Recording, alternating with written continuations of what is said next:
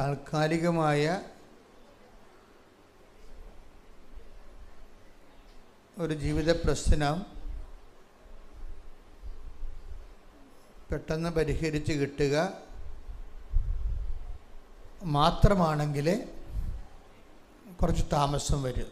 അങ്ങനെ ഒരു temporary relation, അതിൻ്റെ കാരണം എന്താണെന്ന് വെച്ച് കഴിഞ്ഞാൽ, നമ്മുടെ ഉടമ്പടിയുടെ ഉദ്ദേശം നമ്മുടെ ഇപ്പോഴത്തെ ജീവിത പ്രശ്നത്തിനൊരു പരിഹാരം പെട്ടെന്ന് കാണുക. അങ്ങനെയാണല്ല ആൾക്കാർ സാക്ഷ്യം പറയുന്നത്, അതിൽ തെറ്റൊന്നുമില്ല, അത് നടക്കും. പക്ഷെ അതല്ല, അങ്ങനെ ഒരു ജീവിത പ്രശ്നം പെട്ടെന്ന് പരിഹരിക്കുക മാത്രമാണ്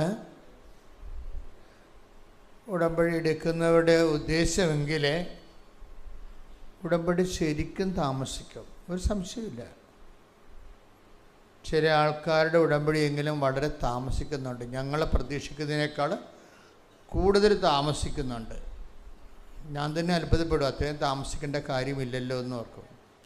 അതിൻ്റെ കാരണം എന്ന് വെച്ച് കഴിഞ്ഞാൽ, അവിടെ കയ്യിൽ നിന്ന് വന്നിരിക്കുന്ന ആദ്യമേ വന്നിരിക്കുന്ന ഒരു ചെറിയ, അവരെ കുറ്റം പറയാൻ നമുക്ക് പറ്റത്തില്ല, അവർക്ക് അറിയത്തില്ല കാര്യം. അതുകൊണ്ടാണ് ആ വിഷയം, ഇപ്പോൾ വസ്തു വിൽക്കുക, അല്ലെങ്കിൽ മകളുടെ കല്യാണം നടക്കുക, അല്ലെങ്കിൽ കുഞ്ഞുങ്ങളില്ലാത്തവർ കുഞ്ഞുങ്ങളുണ്ടാവുക, അല്ലെങ്കിൽ വിസ പുതുക്കുക, ചിലർക്ക് അതുമാത്രമായിരിക്കും ഉടമ്പടിയുടെ ഉദ്ദേശം. അപ്പോൾ ശരിക്കും താമസിക്കും. അത് മാത്രമാണെങ്കിൽ നിങ്ങളെ ഉടമ്പടി എടുക്കേണ്ട കാര്യമില്ല. കാരണം നാട്ടിൽ പ്രാർത്ഥിച്ചാലും മതി. കാര്യം അത് താമസിക്കും. എന്താ വിഷയം എന്ന് പറഞ്ഞത്, ഉടമ്പടിയിൽ നമ്മൾ ആരോടാണ് ഉടമ്പടി ചെയ്യണതെന്ന് ആദ്യമേ നിങ്ങൾ മനസ്സിലാക്കണം. ആരോടാണ് ഉടമ്പടി ചെയ്യണത്? ഈശോയോടല്ല ഉടമ്പടി ചെയ്യണത്. അതുകൊണ്ട് തന്നെയുള്ളൊരു കുഴപ്പം, ഈശോയോട് നമുക്കൊരു ടെമ്പററി റിലേഷൻസ് സാധ്യമല്ല. അതാണ് കുഴപ്പം. അത് മനസ്സിലായ? ഒരു താൽക്കാലിക ബന്ധം ഈശോയുമായിട്ട് സാധ്യമല്ല. അതിൻ്റെ കാരണം, എല്ലാ വചനത്തിനും രണ്ട് ബോഡിയുണ്ട്. എല്ലാ വചനങ്ങൾക്കും രണ്ട് ശരീരമുണ്ട്, രണ്ട് ജ്ഞാനമാർഗങ്ങളുണ്ട് എല്ലാ വചനങ്ങൾക്കും. ഒന്ന് അതിൻ്റെ ഇമ്മീഡിയറ്റ്, പിന്നെ അതിൻ്റെ ലാറ്ററൽ പാർട്ടും. എന്നുവെച്ചാൽ പെട്ടെന്ന് നമുക്ക് മനസ്സിലാകുന്നത് ഒരു അറിവിൻ്റെ തലമുണ്ട്, അല്പം കഴിഞ്ഞ് മനസ്സിലാകുന്ന ഒരു ജ്ഞാനത്തിൻ്റെ തലമുണ്ട്. വചനത്തിന് രണ്ട് അറിവിൻ്റെ ആസ്വാദന അനുഭവ തലങ്ങളുണ്ട്. വചനത്തിന് രണ്ട് അനുഭവ തലങ്ങളുണ്ട്. ഒരു തലം നമുക്ക് പെട്ടെന്ന് അറ്റ് എ ഗ്ലാൻസ് മുഖതാവിൽ പെട്ടെന്ന് മനസ്സിലാകുന്നൊരർത്ഥമുണ്ട്, അതാണ് അറിവിൻ്റെ തലം.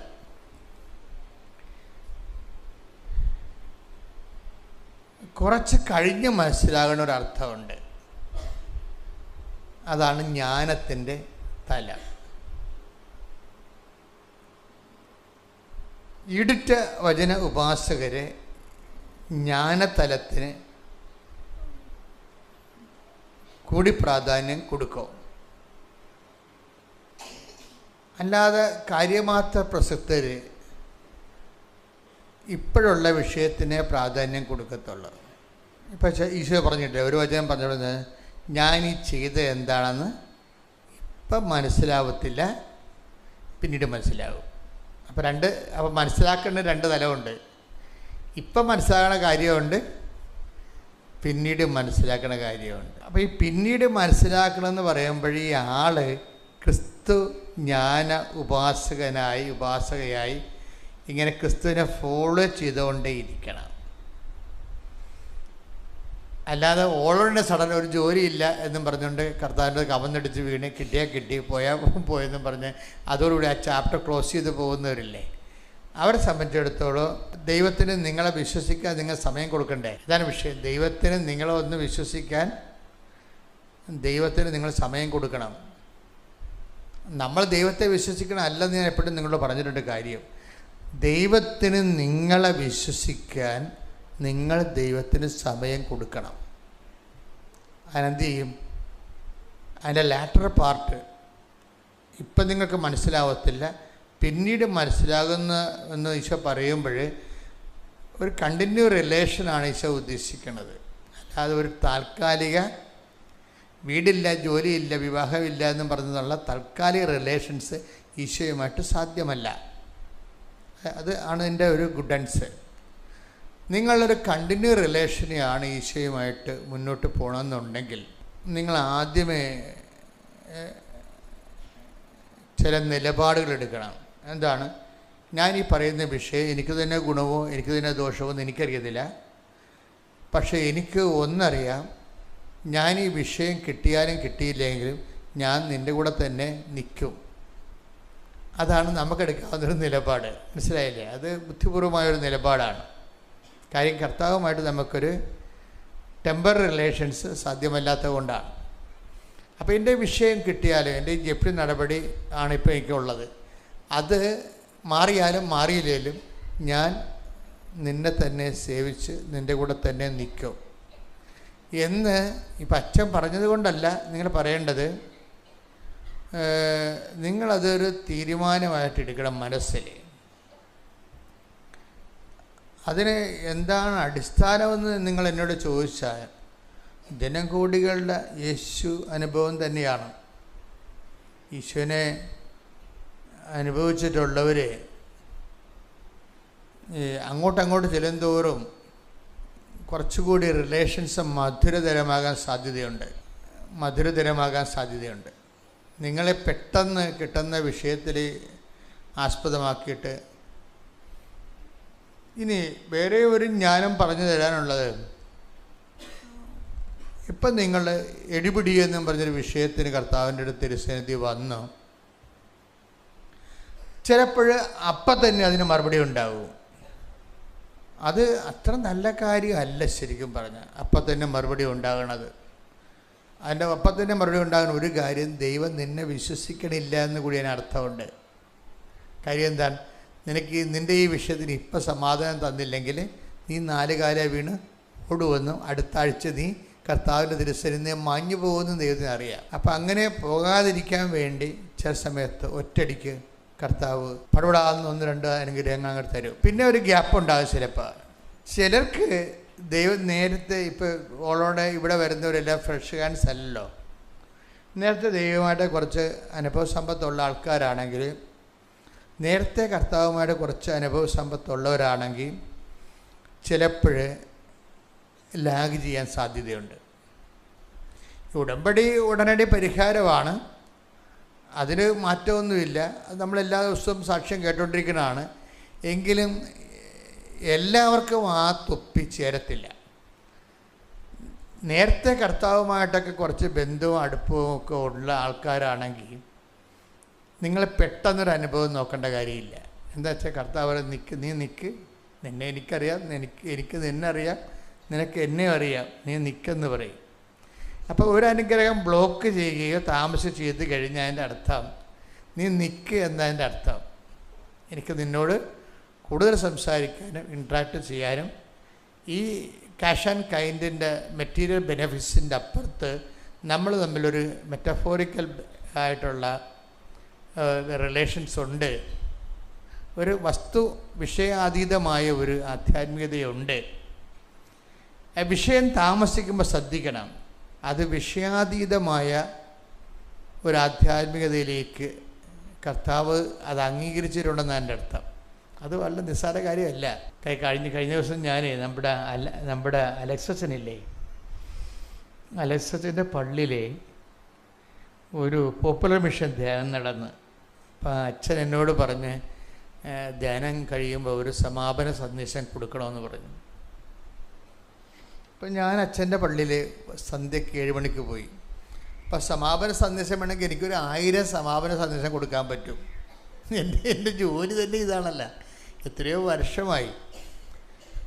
പക്ഷെ ഞാനത് അതിൻ്റെ അകത്തൊരു സത്യസന്ധത ഇല്ലായ്മ കാരണം സമാപന സന്ദേശം ആരാ കൊടുക്കേണ്ടത്? ഒരു ധ്യാനം പൂർണ്ണമായിട്ട് തീരുകയാണ്. അപ്പം എൻ്റെ സമാപന സന്ദേശം കൊടുക്കാൻ എന്നോട് പറഞ്ഞതാണ്. അപ്പം ഞാൻ അവിടെ പോയി ഒരു 3/4 മണിക്കൂറോളം ഇരുന്ന് പ്രാർത്ഥിച്ചു. അച്ഛൻ്റെ പള്ളിയിൽ പോയി ആ ധ്യാനത്തിൻ്റെ പുറകെ സങ്കീർത്തി പോയിരുന്നുണ്ട് 3/4 മണിക്കൂർ പ്രാർത്ഥിച്ച്. സമാപന സന്ദേശം ആരാ കൊടുക്കേണ്ടത്? അത് കർത്താവല്ലേ കൊടുക്കേണ്ടത്. അതാണ് വിഷയം. സമാപന സന്ദേശം ആരാ കൊടുക്കേണ്ടത്? കർത്താവ് കൊടുക്കേണ്ടത്. അപ്പം അതെനിക്കറിയാം. എനിക്ക് വേണമെങ്കിൽ ഒരു 1000 സന്ദേശം എൻ്റെ കയ്യിലോട്ട് കൊടുക്കാൻ. അപ്പം അത് ഞാനായിരിക്കും കൊടുക്കുന്നത്. അവിടെ കർത്താവിന് ചെയറില്ല. അതാണ് ഈ ഞായറാഴ്ച പള്ളിപ്രസംഗങ്ങൾക്കുണ്ടാകുന്നൊരു അപായം. അതാണ് അവർ എന്തെങ്കിലും പുസ്തകങ്ങൾ നോക്കിയിട്ട് ഒരു പോയിൻറ്റ്സ് കണ്ടുപിടിച്ചിട്ട് 2 പോയിൻറ്റ്സ്.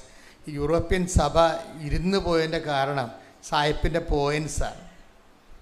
സായിപ്പ് എല്ലാം പോയിൻറ്റ്സ് ആയിട്ടല്ലേ പറയത്തുള്ളൂ. 1 2 3 4 എന്നൊക്കെ പറയും. അത് എന്തെങ്കിലും പുസ്തകമോ കമൻട്രി നോക്കിയിട്ട് പുള്ളിക്കാരൻ പറയണതാണ്. പക്ഷെ കുറച്ച് കഴിയുമ്പോൾ അതിൻ്റെ അകത്ത് രക്തവും മാംസവും ഇല്ലല്ല. അത് ഉണങ്ങിയ ഈ ഇപ്പം നമ്മൾ യൂറോപ്പിലൊക്കെ ധ്യാനത്തിന് പോകുമ്പോൾ അവർ ഞാൻ കഴിക്കത്തില്ല, എനിക്ക് കഴിക്കാൻ പാടില്ലാത്തത് കൊണ്ടാണ്. പക്ഷെ അവർ തരുന്നത് എന്താണ്? ഉണങ്ങിയ ഇറച്ചി തരും അവർ. അത് ഇഷ്ടപ്പെട്ട് കഴിക്കുന്നവരുണ്ട്. ഇതുപോലെ വചനത്തിലും ഉണങ്ങിയ നമ്മൾ ഡ്രൈ ഫ്രൂട്ട്സ് എന്ന് പറയുന്നതല്ലേ, ഡ്രൈ ഫ്രൂട്ട്സ്, അതുപോലെ ഡ്രൈ ആയിട്ടുള്ള മീറ്റുണ്ട്. ഇതുപോലെ തന്നെയുണ്ട് പച്ച മാംസമുണ്ട്, ഫ്രഷ് ആയിട്ടുള്ള ഫ്രൂട്ട്സുണ്ട്. അപ്പോൾ സമാപന സന്ദേശത്തിൽ നമുക്ക് വേണ്ട ഒരു ഡ്രൈ നേരത്തെ നമ്മൾ പഠിച്ചു വെച്ചിരിക്കുന്ന സാധനം അത് 1 2 3 പോയിൻറ്റ്സ് കൊടുക്കുമ്പോൾ ഓക്കെയാകും. 2 പൈങ്കിളി കഥയും കൂടി പറയുമ്പോൾ ആൾക്കാർ ഓക്കെയാകും. പക്ഷെ ദൈവം ഓക്കെ ആകത്തില്ല. അതാണ് പ്രശ്നം. ജനങ്ങളെ കയ്യിലെടുക്കാൻ പറ്റും, കണ്ട് കൈയടുപ്പിച്ച് ചിരിപ്പിച്ചൊക്കെ പോകാം, 2 കോമഡിയൊക്കെ അടിച്ച് ചെയ്യുമ്പോൾ ആൾക്കാർ ഓക്കെയാവും. പക്ഷെ ദൈവം ഓക്കെ ആകത്തില്ല. അപ്പം അതുകൊണ്ട് ഞാൻ 3/4 മണിക്കൂർ അവിടെ ഇരുന്ന് പറഞ്ഞ് കർത്താവേ, ജനങ്ങളോട് നീയാണ് സംസാരിക്കേണ്ടത്, ഞാനല്ലല്ലോ സംസാരിക്കേണ്ടത്. What I am to speak, ഞാൻ എന്താണ് സംസാരിക്കേണ്ടത്? ഞാൻ സംസാരിക്കാനല്ല വിഷയം, നീയല്ലേ ഇവിടെ സംസാരിക്കേണ്ടത്. അപ്പം നീ സംസാരിക്കണം, എന്നിട്ട് നീ പറയണത് ഞാൻ അവരോട് പറഞ്ഞോളാം എന്ന് പറഞ്ഞു. അപ്പം ഞാനൊരു വിശ്വാസപ്രമാണം ചെയ്തതിന് ശേഷം കർത്താവ് എന്താണ് സമാപനത്തിൽ അവരോട് സംസാരിക്കാൻ ഉദ്ദേശിക്കണമെന്ന് നോക്കിയിട്ട് ഞാൻ വചനം തുറന്നു. വചനം തുറക്കുമ്പോൾ എനിക്ക് കിട്ടിയ വചനം 12 ലൂക്കയുടെ സുവിശേഷമാണ്, 19-ാം അധ്യായമാണ്, 48-ാമത്തെ തിരുവചനം. ആദ്യം എനിക്ക് മനസ്സിലായില്ല, പിന്നീട് എനിക്ക് വല്ലാത്ത മനസ്സിലാക്കലായിപ്പോയി. Take the word of God. ശ്രദ്ധിക്കട്ടെ. ഹല്ലേലൂയ, ഹല്ലേലൂയ, ഹല്ലേലൂയ, ഹല്ലേലൂയ, ഹല്ലേലൂയ. യേശുവേ നന്ദി, യേശുവേ സ്തുതി. ഹല്ലേലൂയ. ലൂക്ക 19:48. ലൂക്ക 19:48. എന്നാൽ അവർക്ക് ഒന്നും ചെയ്യാൻ കഴിഞ്ഞില്ല. കാരണം ജനങ്ങളെല്ലാം അവന്റെ വാക്കുകളിൽ മുഴുകി അവനെ വിട്ടുപോകാതെ നിന്നു. അപ്പം അതാണ് ആ പോപ്പുലർ മിഷൻ ധ്യാനം കഴിഞ്ഞപ്പോൾ അവിടെ ജനങ്ങളുടെ ഹൃദയത്തിൽ സംഭവിച്ച കാര്യം എന്താണ്? ജനങ്ങളെല്ലാം കർത്താവിൻ്റെ വചനങ്ങളിൽ മുഴുകി കർത്താവിനെ വിട്ടുപോകാതെ നിൽക്കുകയാണ്. മനസ്സുകൊണ്ട് കർത്താവിനോട് പറയുക, കർത്താവേ ഞങ്ങളെ വിട്ടുപോകല്ലേ എന്ന് പറയും. അപ്പം അതുകൊണ്ട് എന്താ മെച്ചമുണ്ടായത്? അതിൻ്റെ ആദ്യത്തെ വാക്കാണ് പ്രാധാന്യം. ഈശോനെ പിടിക്കാൻ വേണ്ടി വിട്ട ആൾക്കാരുണ്ടല്ലോ, തിന്മയുടെ ശക്തി, അവർക്ക് ഒന്നും ചെയ്യാൻ കഴിഞ്ഞില്ല. വാക്കൊന്നൊരു വായിച്ചേ. എന്നാൽ അവർക്ക് തിന്മയുടെ ശക്തികളാണ്, അവർക്ക് ഒന്നും ചെയ്യാൻ കഴിഞ്ഞില്ല. കാരണം ജനങ്ങളെല്ലാം അവന്റെ വാക്കുകളിൽ മുഴുകി അവനെ വിട്ടുപോകാതെ നിന്നു. അപ്പൊ ഈശോ എന്നോട് പറഞ്ഞ ഇതാണ്, ജനങ്ങൾ ഇപ്പോൾ ഓക്കെയാണ്, അവരഭിഷേകത്തിലാണ്, കർത്താവിൻ്റെ വാക്കുകൾ മുഴുകി നിൽക്കുകയാണ്. ഇനി ഈ അരൂപി നിലനിർത്താൻ പറയണം. കാര്യം ആർക്കും ഒന്നും, നമ്മൾ കർത്താവിൻ്റെ വചനത്തിൽ കണ്ടിന്യൂറ്റിയോടുകൂടി നിൽക്കുകയാണെങ്കിൽ നോബഡി ക്യാൻ ഹർട്ടസ്. ആർക്കും ഒന്നും ചെയ്യാൻ പറ്റത്തില്ല. എന്ന് വെച്ച് കഴിഞ്ഞാൽ തിന്മയുടെ ശക്തികൾക്ക് ഒരിക്കലും നമ്മളെ തൊടാൻ പറ്റത്തില്ല. തിന്മയുടെ ശക്തികളെന്ന് പറഞ്ഞാൽ എന്താണെന്ന് വെച്ച് കഴിഞ്ഞാൽ, ബേസിക്കായിട്ട് ഒരു വിഷയം തിന്മയാകുന്നത് എങ്ങനെയാണ്? ക്രിസ്തുവിൽ നിന്ന് നമ്മളെ അകറ്റിക്കളയുന്ന എല്ലാം നമ്മുടെ തിന്മയായിരിക്കും. അങ്ങനെയുള്ളൂ. നന്മ തിന്മകളെന്ന് പറയുമ്പോൾ പഴയ നിയമത്തിൽ ഒരു പഴം കഴിക്കണതും കഴിക്കാത്തതുമായിട്ടാണ്. പക്ഷെ നിങ്ങളോർക്കും പഴം കഴിക്കണമെന്നല്ല പ്രശ്നം. ദൈവത്തിൻ്റെ വചനം അനുസരിക്കുന്നതും അനുസരിക്കാത്തതുമാണ് നന്മയും തിന്മയുമായിട്ട് പഴയ നിയമത്തിൽ വരേണ്ടത്. അതിൽ പഴത്തിൻ്റെ ഫിഗറേറ്റീവിൽ അവതരിപ്പിക്കുന്നത് മാത്രമേ ഉള്ളൂ. അതിൻ്റെ ജിസ്റ്റ് എന്താണ്? ദൈവത്തിൻ്റെ വചനം, ദൈവത്തിൻ്റെ കൽപ്പന അവർ സ്വീകരിക്കുകയോ നിരസിക്കുകയോ ചെയ്യാം. അതാണ് നന്മയും തിന്മയും എന്ന് പറയുന്നത്, നന്മ തിന്മകളുടെ വൃക്ഷം. അപ്പം നന്മ തിന്മയെന്ന് പഴയ നിയമത്തിൽ പറയുന്നത് വചനം തന്നെയാണ്. വചനം അനുസരിക്കുന്നത്, സ്വീകരിക്കുന്നത് നന്മയും വചനം തിരസ്കരിക്കുന്നത് തിന്മയുമാണ്. പുതിയ നിയമത്തിൽ വരുമ്പോൾ വചനം മാംസമായ ഈശോയാണ് നന്മ തിന്മയുടെ അടിസ്ഥാനം. പുതിയ നിയമത്തിൽ വരുമ്പോൾ ഈശോനെ സ്വീകരിക്കുകയോ, ഈശോയാണ് ജീവൻ്റെ ബലമെന്ന് പറയണത്, ഈശോനെ സ്വീകരിക്കുകയോ സ്വീകരിക്കാതിരിക്കുകയോ ചെയ്യുന്നതാണ് നന്മ തിന്മകളുടെ മാനദണ്ഡമെന്ന് പറയണത്. അപ്പം തിന്മകൾ നമ്മുടെ ഉള്ളിലേക്ക് വരണ ഒരു സമയമെന്ന് പറയുമ്പോൾ അതിനെ ഇൻടൈറ്റ് ചെയ്ത് കളയണം. അപ്പം എങ്ങനെയാണ് ചെയ്യണത്? ജനങ്ങളെല്ലാം ഒന്നൊരു വായിച്ച വചനം, എന്നാൽ അവർക്ക് ഒന്നും ചെയ്യാൻ കഴിഞ്ഞില്ല. കാരണം ജനങ്ങളെല്ലാം അവന്റെ വാക്കുകളിൽ മുഴുകി അവനെ വിട്ടുപോകാതെ നിന്നു. അപ്പൊ അതാണ് വിഷയം. അവനെ വിട്ടുപോകാതെ നിന്നു, അതാണ് വിഷയം. നമ്മുടെ വിഷയം നമ്മൾക്ക് ഏതെങ്കിലും ഒരു പ്രാർത്ഥനയുടെ കാര്യം നടന്നില്ലേ എന്ന് വിചാരിച്ചുകൊണ്ടാണ് ആൾക്കാർ ദൈവത്തിൽ നിന്ന് കൂടെ നിൽക്കണതും വിട്ടുപോണതും. വിഷയാധിഷ്ഠിതമാണ് റിലേഷൻസ്. ഇവിടെ ഇപ്പോൾ ഇതിൻ്റെ അകത്ത് വന്നിരിക്കുന്നത്, ഇപ്പോൾ ഈ കൂട്ടായ്മ തന്നെ നോക്കിയോ, ഇതിൻ്റെ അകത്ത് ഒരു 40% ഉള്ള നോൺ കാത്തലിക്സാണ്, നോൺ ക്രിസ്ത്യൻസും ഉണ്ട്. എനിക്ക് നോൺ ക്രിസ്ത്യൻസിനോട് യാതൊരു വിശ്വാസവും ഇല്ല. എന്താ കാര്യം? നിങ്ങൾക്ക് ക്രിസ്തുവിനെ അറിയത്തില്ല. ആ അനുഗ്രഹം, നിങ്ങൾ പറയുന്ന അനുഗ്രഹം നിങ്ങൾ പറയുന്ന സമയത്തുള്ളിൽ കിട്ടിയില്ലെങ്കിൽ നിങ്ങൾ വിട്ടുപോകും. ഒരു സംശയമില്ലല്ലോ ആ കാര്യത്തിൽ. അതെപ്പോഴും നമ്മൾ ശ്രദ്ധിക്കണം. ഒരു ക്യാഷ് ആൻഡ് കൈൻ്റെ ഒരു ആനുകൂല്യം നേടിയെടുക്കാൻ വേണ്ടി മാത്രമാണ്. അതുകൊണ്ട് എപ്പോഴും പറയുന്ന വചനം പറയുന്നൊരു വിഷയം എന്താണ്?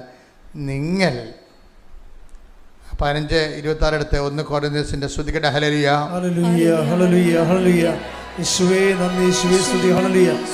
ഈ ജീവിതത്തിന് വേണ്ടി മാത്രമാണ്. സ്തുതിക്കട്ടെ. ഹല്ലേലൂയ ഹല്ലേലൂയ ഹല്ലേലൂയ ഹല്ലേലൂയ ഹല്ലേലൂയ. യേശുവേ നന്ദി. ഹല്ലേലൂയ. കൊരിന്തോസ് 15:19. 1 കൊരിന്ത്യൻസ് 15:19. ഈ ജീവിതത്തിന് വേണ്ടി മാത്രം ക്രിസ്തുവിൽ പ്രത്യാശ വച്ചിട്ടുള്ളവരാണെങ്കിൽ നമ്മൾ എല്ലാ മനുഷ്യരെയും നിർഭാഗ്യരാണ്. അപ്പോൾ ഈ ജീവിതത്തിന് വേണ്ടിയുള്ള വീട്, ജോലി, വിവാഹം, ജപ്തി നടപടി മാറുക, പിന്നെ അങ്ങനെയുള്ള ഈ ജീവിതത്തിന് വേണ്ടി മാത്രമാണ് നിങ്ങൾ ഉടമ്പടി വെച്ചിട്ടുണ്ടെങ്കിൽ മറ്റു മനുഷ്യരെക്കാളും, അത് ഉടമ്പടി എടുക്കാത്ത ആൾക്കാരെക്കാളും ക്രിസ്തുവിനെ അറിയാത്ത ആൾക്കാരെക്കാളും നിങ്ങൾ ഹതഭാഗ്യരാണെന്നാണ്. അപ്പോഴെന്താ പ്രശ്നം എന്ന് വെച്ച് കഴിഞ്ഞാൽ, ക്രിസ്തുവുമായിട്ടുള്ള വഴിയാത്രയിൽ അനുഭവിക്കുന്നൊരു അനുഭവമുണ്ട്, പിന്നീട് വരുന്നൊരു അനുഭവമുണ്ട്. ഇപ്പോൾ ഉള്ളത് അറിവാണ്, പിന്നീട് വരുന്നത് എന്താണ്? ജ്ഞാനമായിരിക്കും. ഈ ജ്ഞാനം വരുന്ന അത്രയും കാലം നമ്മളെ തീഷ്ണതയിൽ പുരോഗമിക്കേണ്ടി വരും. നമുക്ക് ആദ്യം കിട്ടുന്ന അറിവാണ്. ഇപ്പം ഞാൻ നിങ്ങളെ അനാഥരായി വിടുകയില്ല, അല്ലേ? അപ്പം അതിൻ്റെ അകത്ത് ഒരു അറിവുണ്ട്, ഞാൻ നിങ്ങളെ അനാഥരായി വിടുകയില്ല. അതിൻ്റെ അകത്തൊരു ജ്ഞാനമുണ്ട്. എന്താ കാര്യം? ഇവിടെ ഞാൻ നിങ്ങളെ അനാഥരായി വിടുകയില്ല. ശ്രുതികട്ടെ. ഹല്ലേലൂയ ഹല്ലേലൂയ ഹല്ലേലൂയ. യേശുവേ നന്ദി, യേശുവേ സ്തുതി. ഹല്ലേലൂയ ഹല്ലേലൂയ ഹല്ലേലൂയ ഹല്ലേലൂയ ഹല്ലേലൂയ. യേശുവേ ആരാധന ആരാധന. 14:18. യോഹന്നാൻ 14:18. ഞാൻ നിങ്ങളെ അനാഥരായി വിടുകയില്ല. പറഞ്ഞേ, ഞാൻ നിങ്ങളെ അനാഥരായി വിടുകയില്ല. ഞാൻ നിങ്ങളുടെ അടുത്തേക്ക് വരും. ഞാൻ നിങ്ങളുടെ അടുത്തേക്ക് വരും. Praise the Lord. അപ്പോൾ ഇതൊരു അറിവുണ്ട്. എന്താണ്? ഞാൻ നിങ്ങളെ അനാഥരായി വിടുകയില്ല. എന്നുവെച്ച് കഴിഞ്ഞാൽ ഞാൻ നിങ്ങളെ സന്ധിക്കാതെ ഇരിക്കുകയില്ലെന്നായി പറയണത്. ഞാൻ നിങ്ങളെ സന്ധിക്കാതെ ഇരിക്കുകയില്ല. അത് കാരണം ഈശോ തന്നെ പറയുന്നുണ്ട്, ഞാൻ അവരെ വെറുങ്കയ്യോടെ പറഞ്ഞു വിട്ടാൽ അവർ വഴിയിൽ തളർന്നു വീഴും. ഈ വചനങ്ങളെല്ലാം കൂട്ടി വായിക്കേണ്ടതാണ്. ഒരു ഈശോയുടെ മൈൻഡ് സെറ്റ് അതാണ്. ഞാൻ നിങ്ങളെ വെറുങ്കയ്യോടെ പറഞ്ഞു വിട്ടാൽ അവർ വഴിയിൽ തളർന്നു വിട്ടേ. ഇത് വിടാപ്പോൾ ശ്രുതികട്ടെ. ഹല്ലേലൂയ, ആരാധന. ഹല്ലേലൂയ, ഹല്ലേലൂയ, ഹല്ലേലൂയ.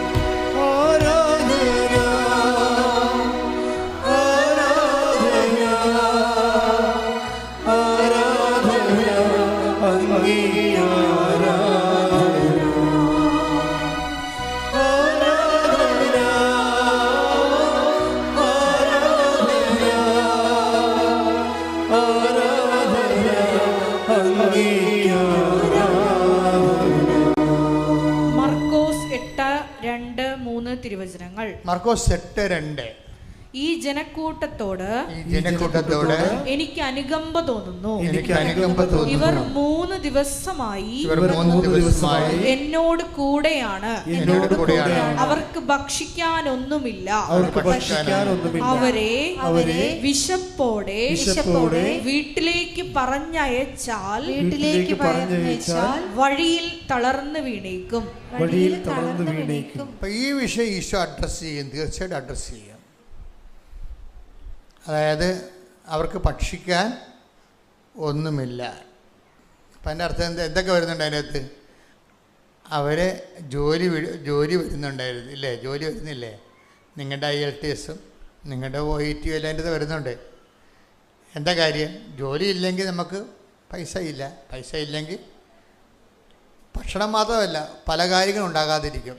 അതാണ് വെറും കൈയോടെ. അതാണ് ഞാൻ വെറും കൈ. ആ വചനം ഒന്നിട്ട് വായിച്ച്. അവരെ വിശപ്പോടെ വീട്ടിലേക്ക് പറഞ്ഞയച്ചാൽ വഴിയിൽ തളർന്നു വീണേക്കും. വഴിയിൽ തളർന്നു വീഴും. ഇപ്പം ഒരു കാര്യം സത്യമാണ്, വഴിയിൽ തളർന്നു വീഴാത്ത നടപടിക്രമങ്ങൾ അത് എമർജൻസി നമ്മുടെ ഫസ്റ്റ് എയ്ഡ് പോലെ നമുക്ക് കിട്ടും. ഉടമ്പടിയിൽ അത് നടന്നു, ഫസ്റ്റ് എയ്ഡ് കിട്ടിയിരിക്കും.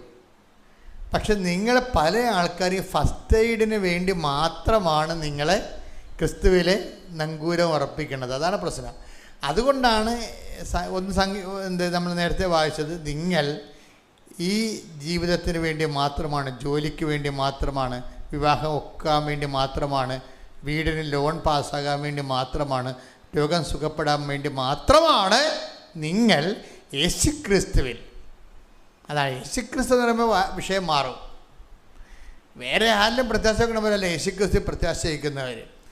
അത് ഈ ജീവിതത്തിന് വേണ്ടി മാത്രമാണ് നിങ്ങൾ യേശുക്രിസ്തു പ്രത്യാശ അർപ്പിച്ചെങ്കിൽ, ഈ ജീവിതത്തിന് വേണ്ടി ഓരോരോ ദൈവസങ്കല്പങ്ങളിൽ പ്രത്യാശ അർപ്പിച്ച മനുഷ്യരെക്കാളും നിങ്ങൾ ഹതഭാഗ്യവാന്മാരാണ്. അപ്പോൾ പിന്നെ നിങ്ങൾ എന്ത് ചെയ്യണം? യേശുക്രിസ്തു പ്രത്യാശ അർപ്പിക്കുന്നവരെ എന്ത് ചെയ്യണം? അതിൻ്റെ സെക്കൻഡ് ഓപ്ഷനിൽ എന്ത് ചെയ്യണം? നിത്യതയ്ക്ക് വേണ്ടി യേശുവിൽ പ്രത്യാശ അർപ്പിക്കണം. ഓർത്ത് ശരിയല്ലേ? മനസ്സിലായില്ലേ? ഇപ്പോൾ എപ്പോഴും ക്രിസ്തുവിലേക്ക് വരുമ്പോൾ നമുക്കറിയാം, ക്രിസ്തുവിന് എപ്പോഴും വിഷയമെന്ന് പറയണത് 2 കാര്യങ്ങൾ. ഈശോ ലോകത്തിലെ കാര്യങ്ങൾ 2ആയിട്ട് ഈശോ തിരിക്കും. ഈ ജീവിതത്തിന് വേണ്ടിയുള്ളതും നിത്യജീവിതത്തിന് വേണ്ടിയുള്ളതും. അതിന് ഈശോ പറഞ്ഞത് എന്താണ്? പിതാവിൻ്റെ കാര്യമെന്ന് പറയും, പിന്നെന്ത് പറയും? മാനുഷിക കാര്യങ്ങളെന്ന് പറയും. കാര്യങ്ങൾ ഉണ്ട് ഈശോയ്ക്ക്, പക്ഷെ 2ആയിട്ട് തിരിക്കും. അമ്മയോട് അമ്മയോട് ഈശോ എന്താ പറയണത്? നിങ്ങൾ എന്തിനാണ് എന്നെ അന്വേഷിച്ചത്? ഞാൻ എൻ്റെ പിതാവിൻ്റെ കാര്യം. Take the word of God. ശ്രുതികട. ഹല്ലേലൂയ, ഹല്ലേലൂയ, ഹല്ലേലൂയ, ഹല്ലേലൂയ. യേശുവേ നന്ദി, യേശുവേ ആരാധന, ആരാധന, ആരാധന. യേശുവേ നന്ദി, മഹത്വം, മഹത്വം. ലൂക്ക 2:49. ലൂക്കാ സുവിശേഷം 2:49. നിങ്ങൾ എന്തിനാണ് എന്നെ അന്വേഷിച്ചത്? നിങ്ങൾ എന്തിനാണ് എന്നെ അന്വേഷിച്ചത്? ഞാൻ എൻ്റെ പിതാവിന്റെ കാര്യങ്ങളിൽ വ്യാപൃതനായിരിക്കേണ്ടതാണെന്ന് നിങ്ങൾ അറിയുന്നില്ലേ? നിങ്ങളെന്ന് പറഞ്ഞാൽ അമ്മയ്ക്ക് കൃത്യമായിട്ട് അറിയാം. ഔസപിതാവിനും ഒരു സെക്കൻഡ് നോളജ് ഉണ്ട് ഈ വിഷയത്തെക്കുറിച്ച്. ഫസ്റ്റ് നോളജ് അമ്മയ്ക്കാണ്. കാര്യം മംഗളവാർത്ത കിട്ടിയ അമ്മയ്ക്കാണല്ലോ. മംഗളവാർത്ത കിട്ടിയത് പിതാവിൻ്റെ കാര്യം ആരാണ് പറഞ്ഞത്? ആദ്യം അമ്മയോടല്ലേ പറഞ്ഞത്. അതുകൊണ്ടാണ് നിങ്ങൾക്ക് അറിവില്ലേ എന്ന് ചോദിക്കണത്.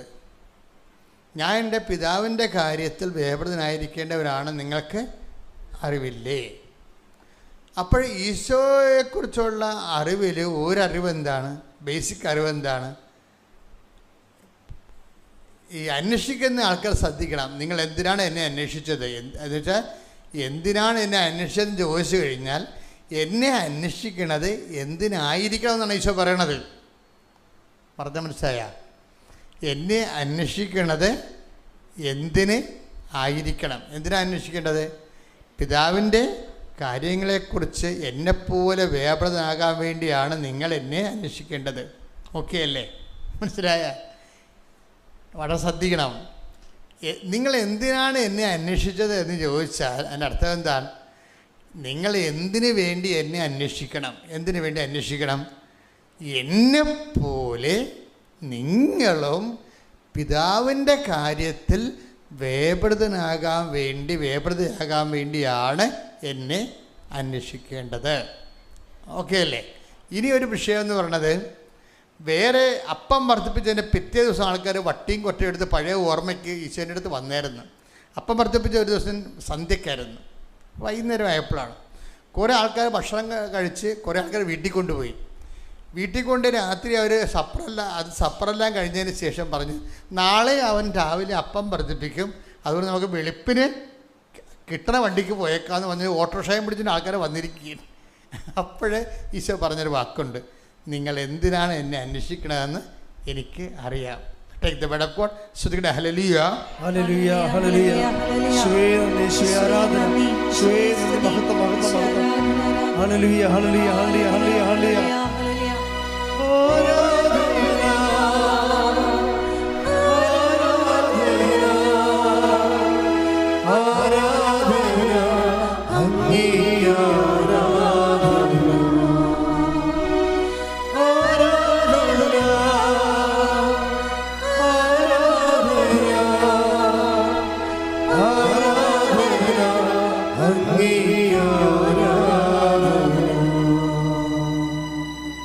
നിങ്ങൾ എന്തിനാണ് എന്നെ അന്വേഷിക്കുന്നത് എനിക്കറിയാം. അപ്പം തിന്ന് സംതൃപ്തരായത് കൊണ്ടാണ് നിങ്ങൾ എന്നെ അന്വേഷിക്കുന്നത്. ഇവിടെ കൂടെ ശ്രുതികട ഹല്ലേലൂയ, ഹല്ലേലൂയ, ഹല്ലേലൂയ, ഹല്ലേലൂയ.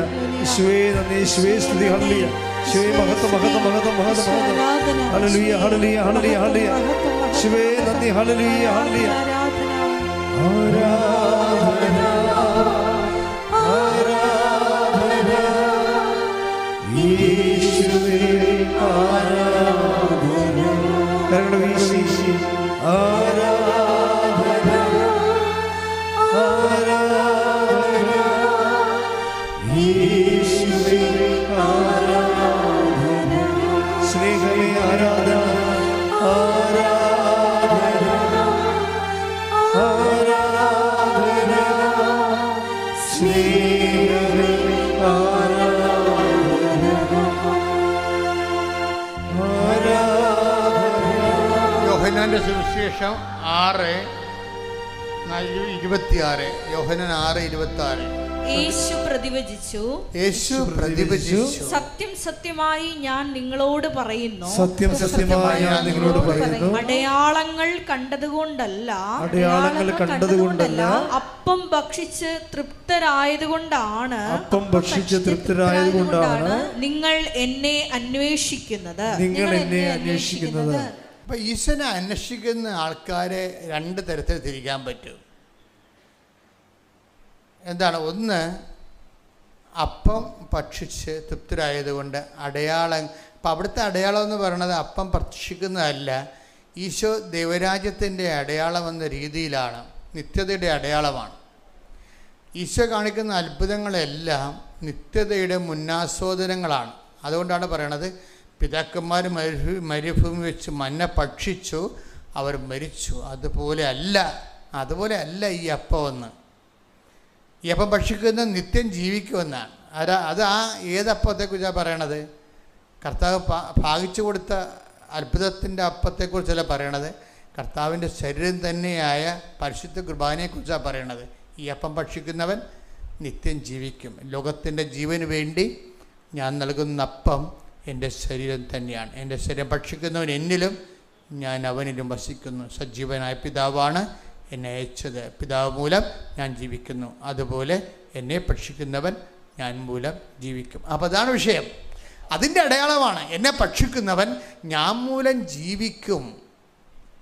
അതിൻ്റെ നിത്യത ജീവൻ്റെ അടയാളമായിട്ടാണ്, അതാണ് അതിൻ്റെ അടയാളം. അതുകൊണ്ട് ഈശോ പറയേണ്ടത് അടയാളങ്ങൾ, നിത്യജീവൻ്റെ അടയാളങ്ങൾ കണ്ടതുകൊണ്ടല്ല, ഇന്നലെ അപ്പം ഭക്ഷിച്ചുകൊണ്ടാണ് നിങ്ങളെന്നെ അന്വേഷിക്കേണ്ടത്. അപ്പോൾ അത്ഭുതങ്ങൾക്ക് പുറകെ അത്ഭുതങ്ങൾ കാണാൻ വേണ്ടി വീട് ജോലി, വിവാഹം, കിണറിലെ വെള്ളം എന്നൊക്കെ പറഞ്ഞുകൊണ്ട് ഈ ഒരു പട്ടിക ഉണ്ടാക്കി ഈശോൻ്റെ കൂടെ പോയാൽ അധികകാലം പോകാൻ പറ്റത്തില്ല. അതാണ് വിഷയം. കർത്താവ് പറയും പുറകിൽ പോകാൻ പറയും, മുമ്പിൽ കയറി നിൽക്കണ്ട, പുറകിൽ പോകാൻ പറയും. നീ മാനുഷിക കാര്യങ്ങളാണ് അന്വേഷിക്കേണ്ടത്. പത്രോസിനോട് പറഞ്ഞില്ലേ, take the word of God. ശ്രുതിക്കട്ടെ ഹല്ലേലൂയ ഹല്ലേലൂയ ഹല്ലേലൂയ ഹല്ലേലൂയ. യേശുവേ നന്ദി, യേശുവേ സ്തുതി. ഹല്ലേലൂയ ഹല്ലേലൂയ ഹല്ലേലൂയ ഹല്ലേലൂയ ഹല്ലേലൂയ ഹല്ലേലൂയ. യേശുവേ ആരാധന ആരാധന ആരാധന ആരാധന ആരാധന. യേശുവേ നന്ദി, മഹത്വം മഹത്വം മഹത്വം മഹത്വം. ആരാധന ആരാധന യേശുവേ ആരാധന ആരാധന ആരാധന യേശുവേ ആരാധന. മത്തായി 16:23. മത്തായി 16:23. യേശു തിരിഞ്ഞ് പത്രോസിനോട് പറഞ്ഞു, സാത്താനെ എന്റെ മുമ്പിൽ നിന്ന് പോകൂ, നീ എനിക്ക് പ്രതിബന്ധമാണ്. നിന്റെ ചിന്ത ദൈവികമല്ല, മാനുഷികമാണ്. ഇത് വിഷയമായത് അടിക്കടി അനുഭവങ്ങളും അതിശയങ്ങളും മാത്രം ലാക്കാക്കിക്കൊണ്ട് യേശുവിൻ്റെ പുറകെ നടന്നു കഴിഞ്ഞാൽ ഇന്നല്ലെങ്കിൽ നാളെ 10 ദിവസം വിളിച്ച വിളി നിന്നെയും വിളിക്കും. ചെകുത്താനെ വണ്ടി വിട്ടേക്കാൻ പറയും. അതാ വിഷയം. നിസ്സാരമല്ല വിഷയം. നമുക്ക് ഒരു പരിധി കഴിഞ്ഞാൽ പിന്നീട് ക്രിസ്തു ആരാണെന്ന് നമ്മൾ അറിയേണ്ടി വരും. നമ്മൾ പട്ടി ചാകണ പോലെ ചാകാതിരിക്കാൻ വേണ്ടിയാണ് അവൻ നമ്മുടെ പാപത്തിന് പരിഹാരം ചെയ്തുകൊണ്ട് നമ്മുടെ വില കൊടുത്തിരിക്കുന്നത്. അതുകൊണ്ട് തന്നെ അവൻ്റെ നാമത്തെ വിശ്വസിക്കുന്നവർക്കെല്ലാം ദൈവമക്കളാകാനുള്ള വരം നൽകിയെന്ന് പറയും, അവൻ്റെ നാമത്തെ വിശ്വസിക്കുമ്പോൾ. അപ്പോൾ എന്താ വിഷയം എന്ന് പറയണത്? നിത്യജീവനെ കൂടി ഉൾപ്പെടുത്തിക്കൊണ്ട് വേണം ബുദ്ധിയുള്ളവർ ക്രിസ്തുവിനെ അന്വേഷിക്കാൻ. അല്ലെങ്കിൽ കുറേ നാളത്തേക്ക് നമുക്ക് കുറച്ച് കഴിയുമ്പോൾ നമ്മൾ പുറകെ പോകേണ്ടി വരും. സാത്താനെ നീ എനിക്ക് പ്രതിബന്ധമാണെന്ന് പറയും. എന്താണ് സാത്താനെ നീ എനിക്ക് പ്രതിബന്ധമാണെന്ന് പറയും. അപ്പോൾ എന്താ വിഷയം എന്ന് പറയുമ്പോൾ കർത്താവിൻ്റെ മുമ്പിൽ എപ്പോഴും 2 കാര്യങ്ങളുണ്ടാവും. എന്താണ്? അമ്മയോട് പറഞ്ഞില്ലേ, ഞാൻ എൻ്റെ പിതാവിൻ്റെ കാര്യത്തിൽ വേപതനാകേണ്ടവനാണെന്ന് നിങ്ങൾക്കറിയത്തില്ലേ? ഇപ്പോഴെന്താ പത്രോസിനോട് പറയണത്? നീ മാനുഷിക കാര്യങ്ങളാണ് അന്വേഷിക്കേണ്ടത്. അപ്പോൾ ഈശോയ്ക്ക് 2 കാര്യങ്ങളുണ്ട്. നമുക്ക് ഈശോയുമായിട്ട് മുന്നോട്ട് പോകാൻ ഉദ്ദേശിക്കുന്നുണ്ടെങ്കിൽ ഈ മാനുഷിക കാര്യങ്ങളുടെ കൂടെ തന്നെ നിങ്ങൾ എന്ത് ചെയ്യണം? ദൈവിക കാര്യങ്ങളും അന്വേഷിക്കണം. അപ്പോൾ അത് ഇതിൻ്റെ അകത്തൊരു താക്കോലാണ്, രഹസ്യമാണത്. ശരിക്കും പറഞ്ഞാൽ ഈ മാനുഷിക കാര്യങ്ങളുടെ കൂടെ തന്നെ നമ്മൾ ക്രിസ്തുവിലൂടെ ദൈവിക കാര്യങ്ങളും അന്വേഷിക്കണം. മരിക്കാതിരിക്കാൻ, നിത്യതയോളം ജീവിക്കാൻ അകപ്പാട് നൽകിയിരിക്കുന്ന ഒരേ ഒരു നാമമാണ്. അതുകൊണ്ട് തന്നെ അവൻ്റെ വചനത്തിലും സാക്ഷിയായി ജീവിച്ചുകൊണ്ട് അവൻ നേടിയെടുത്ത അനുഗ്രഹത്തിന് പകരം അവൻ നേടിയെടുത്ത കൃപയുടെ പങ്കാളികളാകാൻ വേണ്ടിയുള്ള ബോധപൂർവമായ സാക്ഷ്യ ശുശ്രൂഷ ചെയ്യണം. സാക്ഷ്യം അവിടെയാണ് വരേണ്ടത്. സാക്ഷ്യ ജീവിതം. സാക്ഷ്യ ജീവിതത്തിലൂടെയാണ് നമ്മൾ വചനം കേൾക്കുമ്പോൾ നമുക്ക് അനുഗ്രഹം ലഭിക്കും, ദൈവം നമ്മോട് സംസാരിക്കും. ഇപ്പം എന്താ വിഷയം എന്ന് പറയണത്, ദൈവത്തിന് രണ്ട് തരം നമുക്ക്, ഞാൻ മുമ്പ് പറഞ്ഞില്ലേ നിങ്ങളോട്, അറിവുമുണ്ട്, പിന്നെന്താണ്, ജ്ഞാനവും ഉണ്ട്. അറിവെന്ന് പറഞ്ഞാൽ എന്താണ്, ഇപ്പോൾ കേൾക്കുന്നത് അനുഗ്രഹത്തിൻ്റെ വഴികൾ, ലളിതമായിട്ടുള്ള ഒരു ആധ്യാത്മികതയാണ് അനുഗ്രഹാധിഷ്ഠിത ആധ്യാത്മികത. നമ്മൾ പ്രാർത്ഥിക്കുന്നു, ദൈവം നമ്മളെ അനുഗ്രഹിക്കുന്നു. 6 മാസം കഴിയുമ്പോൾ നമ്മൾ ചിന്തിക്കും, യോ അത് ഞാൻ പ്രാർത്ഥിച്ച കൊണ്ട് മാത്രമായിരിക്കത്തില്ല, എൻ്റെ പഴയ സർട്ടിഫിക്കറ്റൊക്കെ നോക്കിക്കഴിഞ്ഞാൽ എനിക്ക് നല്ല മാർക്കാണ്, എൻ്റെ മാർക്ക് കൊണ്ട് കൂടിയായിരിക്കും ചിലപ്പോൾ എനിക്ക് ജോലി കിട്ടിയെന്ന് കുറച്ച് കഴിയുമ്പോൾ ഈ അനുഗ്രഹത്തൊഴിലാളിയുടെ ഏറ്റവും വലിയ പ്രശ്നം എന്ന് വെച്ച് കഴിഞ്ഞാൽ 6 മാസത്തേക്ക് ഇവർക്ക് ഈ വിശ്വാസം നിൽക്കത്തുള്ളൂ. അതെപ്പോഴും അനുഗ്രഹത്തൊഴിലാളി എപ്പോഴും ശ്രദ്ധിക്കേണ്ട കാര്യമാണ്. എന്ന് വെച്ച് കഴിഞ്ഞാൽ നിങ്ങളീ പറയുന്ന സാക്ഷ്യവും അതിൻ്റെ അനുഭവവും കുറച്ച് കഴിയുമ്പോൾ സാത്താൻ നിങ്ങളുടെ ഹൃദയത്തിൽ നിന്ന് വന്ന് എടുത്തു കളയും. എന്താ കാര്യം, എന്നിട്ട് നിങ്ങൾക്ക് വേറെ കള കൊണ്ടൊന്ന് വിതക്കും. നിങ്ങൾ പറയും, ഓ അതിപ്പോൾ അത് ലോൺ കിട്ടുകയല്ലേ, അത് വീട് കിട്ടിയല്ലേ, അത് നാട്ടുകാർക്ക് എല്ലാം കിട്ടിയല്ലോ, അതിപ്പോൾ ഉടമ്പടി എടുത്തുകൊണ്ട് തന്നെ കിട്ടിയ ആവണം നിർബന്ധമൊന്നും ഇല്ലെന്നൊക്കെ പറഞ്ഞാൽ കുറച്ച് കഴിയുമ്പോൾ കളകൾ വളരാൻ തുടങ്ങും, തെറ്റായ ബോധ്യങ്ങൾ. ഇപ്പം നീ കാലെ പിടിച്ച് കരഞ്ഞ് കർത്താവെ നീ എന്നെ സഹായിച്ചാൽ ഞാൻ ചത്ത് കളയും കെട്ടി ദുഃഖമൊക്കെ പറഞ്ഞുകൊണ്ട് കന്നേ കാളെ നിലവിളിച്ചാണ് ഈ അനുഗ്രഹം ഒപ്പിച്ചെടുത്തതെങ്കിലും 6 മാസം കഴിയുമ്പോൾ നീ നിൻ്റെ തനി നിറം കാണിക്കും. എന്താ കാര്യം, 6 മാസം കഴിയുമ്പോൾ നിൻ്റെ വിശ്വാസം വിട്ടുപോകില്ല. ജനങ്ങളെ മറ്റുള്ളവർ ഉപദ്രവിക്കാതിരുന്നതിൻ്റെ കാരണം എന്താ, 12:48 എന്താ പറയണത്, കളകൾ വിതക്കപ്പെടാൻ വേണ്ടി ശത്രു കയറാതിരുന്നതിൻ്റെ കാര്യം എന്താണ്, കർത്താവിനെ വിട്ടുപിരിയാതെ നിന്നുകൊണ്ടാണ്. എപ്പോഴെങ്കിലും നിങ്ങൾ കർത്താവിനെ വിട്ടുപിരിയുമല്ലോ. കർത്താവിനെ വിട്ടുപിരിയാനുള്ള കുഴപ്പമെന്ന് അറിയാമോ, നിസ്സാര കാര്യം. കർത്താവിനെ കൂടെ നിർത്തണമെങ്കിൽ ഒരു 9 കാര്യം വേണം. കർത്താവിനെ വിട്ടുപിരിയണമെങ്കിൽ ഒരു കാര്യം മതി. ഇപ്പം നിങ്ങളൊരുത്തനോട് 2-3 ലക്ഷം രൂപ വസ്തു വിൽക്കുമ്പോൾ തരാം എന്നും പറഞ്ഞുകൊണ്ട് മകളെ കെട്ടിക്കാൻ വേണ്ടി മേടിച്ചു. എന്നിട്ട് വസ്തു നിങ്ങളുടെ അയൽവാസിന് മേടിച്ചതാണ്. എന്താ പറഞ്ഞിരിക്കണത്, മകളുടെ കല്യാണമാണ്, മനസ്സമ്മതം കഴിഞ്ഞപ്പോൾ നമുക്ക് തരാമെന്ന് പറഞ്ഞ ആൾക്കാരുടെ കാര്യം കാശ് തന്നില്ല, അതുകൊണ്ട് എന്നെ സഹായിക്കണം, അല്ലെങ്കിൽ ഞാൻ കെട്ടിത്തൂങ്ങുമെന്ന് പറഞ്ഞാൽ മേടിച്ചിരിക്കണം പൈസ. പൈസ മേടിക്കണേ പിന്നെ നമ്മൾ എന്തെല്ലാം കാര്യങ്ങളൊക്കെ പറയും, ഞാൻ കറണ്ട് കമ്പിയെ പിടിക്കും, അല്ലെങ്കിൽ പൊട്ടിത്തെറിക്കും എന്നൊക്കെ പറയും. അത് നിലയം വിളിച്ചൊക്കെ നമ്മൾ ഓട്ടോറിക്ഷ ഗിയർ ചേഞ്ച് ചെയ്യണ പോലെ സെക്കൻഡ് ഗിയർ 3rd ഗിയർ എന്നൊക്കെ പറഞ്ഞ് നിലയം വിളിച്ച് കാശ് പിടിക്കും നമ്മൾ. അത് പ്രൊഫഷണൽ കരച്ചിലുകാരുണ്ട്, അവർ കാശ് വാങ്ങിക്കും. കാശ് വാങ്ങിച്ചിട്ട് തട്ടിപ്പുകാരുടെ പരിപാടി എന്ന് വെച്ച് കഴിഞ്ഞാൽ അവർ വസ്തു വിൽക്കുമ്പോൾ തരാമെന്നാണ് പറഞ്ഞിരിക്കണത്. ഇനി ഇവരെന്താ വിഷയമാണെന്ന് വെച്ച് കഴിഞ്ഞാൽ വസ്തു വിൽക്കുന്ന സമയത്ത് ഇവർ പറയും, ഞാനൊന്ന് മകളെ കാണാൻ പോകണമെന്നും പറഞ്ഞ് പോകും, മകളുടെ വീട്ടിൽ പോകും. ശരിക്കും പറഞ്ഞാൽ മകളെ കാണാൻ പോണതല്ല, അന്ന് രജിസ്റ്റർ കച്ചേരിയിൽ വസ്തു വിൽക്കാൻ പോവുകയാണ്. അപ്പോൾ രാവിലെ ഇറങ്ങുമ്പോൾ നാട്ടുകാർ ചോദിക്കത്തില്ലേ നിങ്ങളെവിടെ പോണ്, അപ്പോൾ വസ്തു വിൽക്കാൻ പോകണം. ആ വസ്തു വിറ്റില്ല, അപ്പോൾ എൻ്റെ കാശ് കിട്ടുമല്ലേ. അവരെ അറിയിക്കാതിരിക്കാൻ വേണ്ടി നിങ്ങളെന്താ പറയണത്, തലേ ദിവസം എഴുന്നേറ്റും പറയും ഞാൻ എൻ്റെ മകളെ കാണാൻ പോകുമ്പോൾ മകളുടെ വീട്ടിൽ പോയി നിൽക്കും, എന്നിട്ട് അവിടുന്ന് രജിസ്റ്റർ കച്ചേരി വരും. അപ്പോൾ നിങ്ങളെന്താ ഉദ്ദേശിച്ചിരിക്കണത്, കാശ് കിട്ടുമ്പോൾ ഇവർക്ക് കൊടുക്കരുത്, താമസിക്കണം. അത് നമുക്ക് എന്ത് ചെയ്യണം, നമുക്ക് വേണമെങ്കിൽ 2 സെൻറ്റ് സ്ഥലം 5 സെൻറ്റ് സ്ഥലം വീടിൻ്റെ അടുത്ത് കൊടുക്കാമെന്ന് പറഞ്ഞ് അത് വാങ്ങിക്കണം തൽക്കാലം. അവളെ നമുക്ക് ചെറുവരലെ നിർത്താം. ഈ ഒറ്റ കാര്യം മതി ക്രിസ്തു വിട്ടുപോകാൻ. ഈശോനെ കൂടെ നിർത്താൻ നമുക്ക് 9 കാര്യം ചെയ്തേണ്ടി വരും. പക്ഷേ ഈശോ വിട്ടുപോകാൻ വേണ്ടി ഈ ഒരൊറ്റ തരികിട പരിപാടി കാണിച്ചാൽ മതി, വിട്ടുപോയിക്കോളൂ. കാര്യം അനുഗ്രഹത്തൊഴിലാളിയുടെ പ്രശ്നമെന്ന് പറയണത് അവൻ ഈശോ ഒരിക്കലും പ്രശ്നമല്ല, ഈശോനെ കൂടെ നിർത്തുന്ന ഒരു പ്രശ്നമല്ല. നമ്മുടെ കള്ളിൽ വള്ളക്കള്ളി വെള്ളം കയറാതിരുന്നാൽ മതി, വേറെ പ്രശ്നമൊന്നുമില്ല. അതുകൊണ്ട് തന്നെ ഡേറ്റി ഫെല്ലോസാണ് ഈ അനുഗ്രഹത്തൊഴിലാളികളെന്ന് പറയണത്. അവനൊരു വിഷയം വന്നാൽ സുവിശേഷത്തെ നിരക്കാത്തൊരു തീരുമാനം എടുക്കും. ചതിവ്, വഞ്ചന, പറ്റിപ്പ്, മറ്റുള്ളവരുടെ കണ്ണിൽ പൊടിയിടുക, ഇങ്ങനെയുള്ള അഭ്യാസം കാണിക്കും. അതോടുകൂടി അവൻ്റെ കാര്യത്തിൽ തീരുമാനമാകും. കാര്യം എന്താ വെച്ചാൽ ഈശോ ചോദിച്ചൊരു ചോദ്യമുണ്ട്, നിങ്ങൾക്ക് ഈ ലോകത്തിലുള്ള ദൈവസങ്കല്പങ്ങളും ഈശോയും തമ്മിൽ വ്യത്യാസം അതാണ്. എന്താണ്, നിങ്ങൾക്ക് ആരിൽ എന്നിൽ പാപം ആരോപിക്കാൻ കഴിയും, അതാണ് വിഷയം. അപ്പോൾ ആ ഒരു ഒറ്റ ചോദ്യം കൊണ്ട് മനുഷ്യരാശി ഒതുങ്ങിപ്പോയതാണ്, കൈ ചൂണ്ടാൻ പറ്റത്തില്ല കർത്താവിൻ്റെ നേരെ. അപ്പം അതുകൊണ്ട് തന്നെ നമ്മൾ ദൈവത്തിൽ നിരക്കാത്തൊരു തീരുമാനം വെച്ചുകൊണ്ടാണ് ഇരിക്കണമെന്നുണ്ടെങ്കിൽ ഇന്നല്ലെങ്കിൽ നാളെ കർത്താവിന് നിക്കക്കളി ഉണ്ടാകാതിരിക്കും, വിട്ടുപോകും. അപ്പം നമ്മുടെ മുമ്പിലുള്ള റിസ്ക് എന്താ? എന്ത് വില കൊടുത്തും കർത്താവിനെ കൂടെ നിർത്തുകയാണ്. അതെങ്ങനെ കൂടെ നിർത്തണമെങ്കിൽ എന്ത് ചെയ്യണം? ആ റിലേഷൻ അനുഗ്രഹം ബേസ്ഡ് ആകാതെ റിലേഷൻ കണ്ടിന്യൂ ചെയ്യണം. റിലേഷൻ കണ്ടിന്യൂ ചെയ്തിട്ടാണ് അത്. അങ്ങനെ വരുമ്പോൾ നഷ്ടങ്ങളെല്ലാം നിത്യതയ്ക്കുള്ള മുതലോഹരി വരുമാനം തിരിച്ചടച്ചുകൊണ്ടിരിക്കും നമ്മൾ.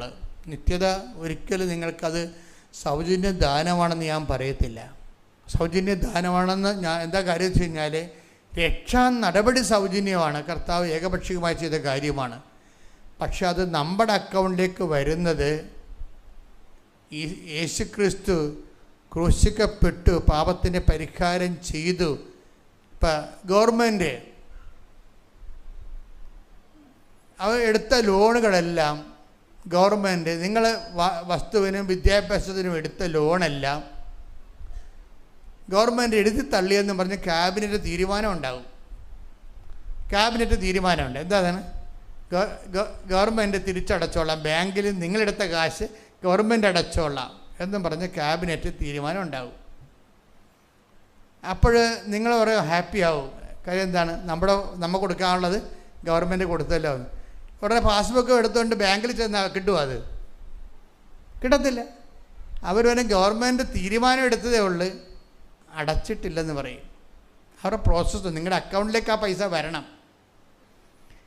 യേശു നേടിയെടുത്ത രക്ഷ നമ്മുടെ രക്ഷയ്ക്ക് വേണ്ടി നമ്മുടെ അക്കൗണ്ടിലേക്ക് വരണമെങ്കിൽ എന്ത് ചെയ്യണം? നമ്മൾ വിശ്വാസം അതിൻ്റെ അകത്ത് ഇൻവെസ്റ്റ് ചെയ്യണം. കാര്യം എന്താണ്? ഞാൻ യേശുവിൻ്റെ രക്ഷയിൽ, നേടിയെടുത്ത രക്ഷയിൽ ഞാൻ വിശ്വസിക്കുന്നു എന്ന് പറയണം. ഇപ്പം കത്തോലിക്ക വ്യൂ പോയിൻ്റ് എന്ന് പറയുന്നത് ചുമ്മാ കയറി വിശ്വസിച്ചിട്ട് വല്ലപാട് 5 പെണ്ണുങ്ങളെയും വെച്ച് ജീവിച്ചാതൊന്നും പരിപാടി നടക്കത്തില്ല. അതെന്താ കാര്യം? അവൻ പറയണ പോലെ ചെയ്യണം. അവനെന്താ പറഞ്ഞിരിക്കണത്? ആദ്യം പറഞ്ഞത് എന്താണ്? അനുദപിക്കുക, സുവിശേഷത്തെ വിശ്വസിക്കുക. അതാണ് വിഷയം. ഇതാണ് താക്കോലെന്ന് പറയണത്. യേശു നേടിയെടുത്ത രക്ഷ നമ്മുടെ അക്കൗണ്ടിലേക്ക് വരുന്ന ആദ്യത്തെ താക്കോൽ എന്താണ്? അനുതാപമാണ്. രണ്ടാമത്തെ കേസ് സുവിശേഷത്തെ വിശ്വസിക്കുകയാണ്. സുവിശേഷത്തെ വിശ്വസിക്കുക എന്ന് പറയുമ്പോൾ അർത്ഥം നമ്മൾ ആ എഴുതി വച്ചിരിക്കുന്ന കാര്യമെല്ലാം വിശ്വസിക്കുന്നതല്ല. എൻ്റെ അർത്ഥം, ഞാൻ രോഗിയായിരുന്നു, നിങ്ങളെന്നെ സന്ദർശിച്ചു. ഞാൻ കാരാഗ്രഹവാസിയായിരുന്നു, നിങ്ങളെന്നെ സന്ദർശിച്ചു. എനിക്ക് വിശന്നു, നിങ്ങൾക്ക് ഭക്ഷണം തന്നു. എനിക്ക് ദാഹിച്ചു, നിങ്ങൾക്ക് കുടിക്കുവാൻ തന്നു. കുറേ പണിയുണ്ട്. സുവിശേഷത്തെ വിശ്വസിക്കുക എന്ന് അതാണ് ഉടമ്പടി നിന്ന് കത്താൻ കാര്യം. ലോകത്ത് ഇന്ന് വരെ ഇറങ്ങിയിട്ടുള്ള പ്രാർത്ഥനാ രൂപങ്ങളിലും പ്രവർത്തന രൂപങ്ങളിലും ഏറ്റവും ടോപ്പ് ഉടമ്പടിയാകാൻ കാരണം എന്താണ്?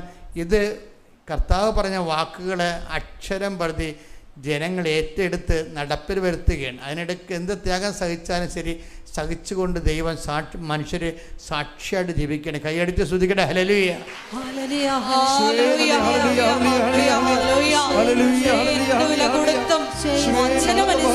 ജീവിക്കുവാൻ ഈ ആരാധനയിലൂടെ ഞങ്ങൾക്ക് അധിക അഭിഷേകം നൽകണമേ. ഹല്ലേലൂയ, ഹല്ലേലൂയ.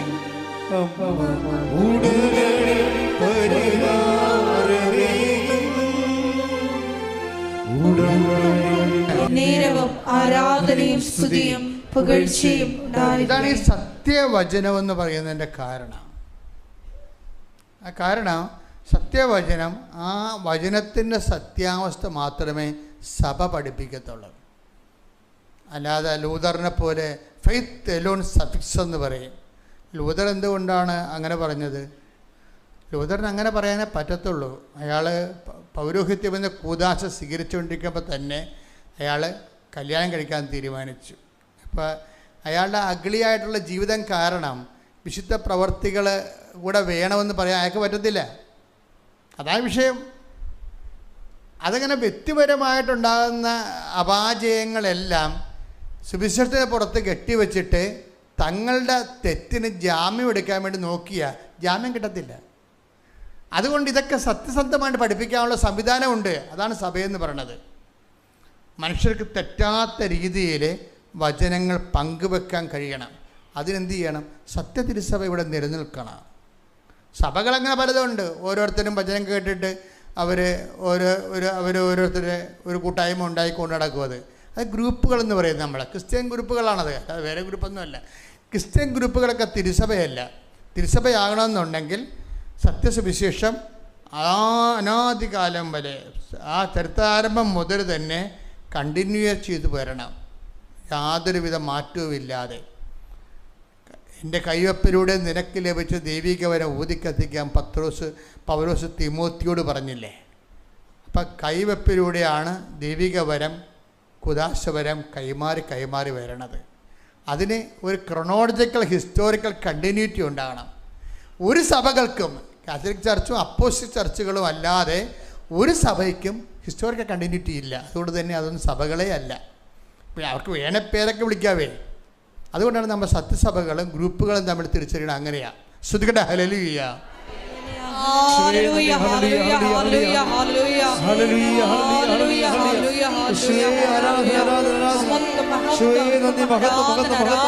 ഹല്ലേലൂയ ദിവ്യകാരുണ്യത്തിന് ആരാധനയും സ്തുതിയും പുകഴ്ചയും ഉണ്ടായിരിക്കട്ടെ. അപ്പം അച്ഛൻ പറഞ്ഞു വന്നത് എന്താ വെച്ചാൽ ഓരോ വചനത്തിനും 2 അനുഭവ തലങ്ങളുണ്ടെന്നാണ് പറഞ്ഞത്.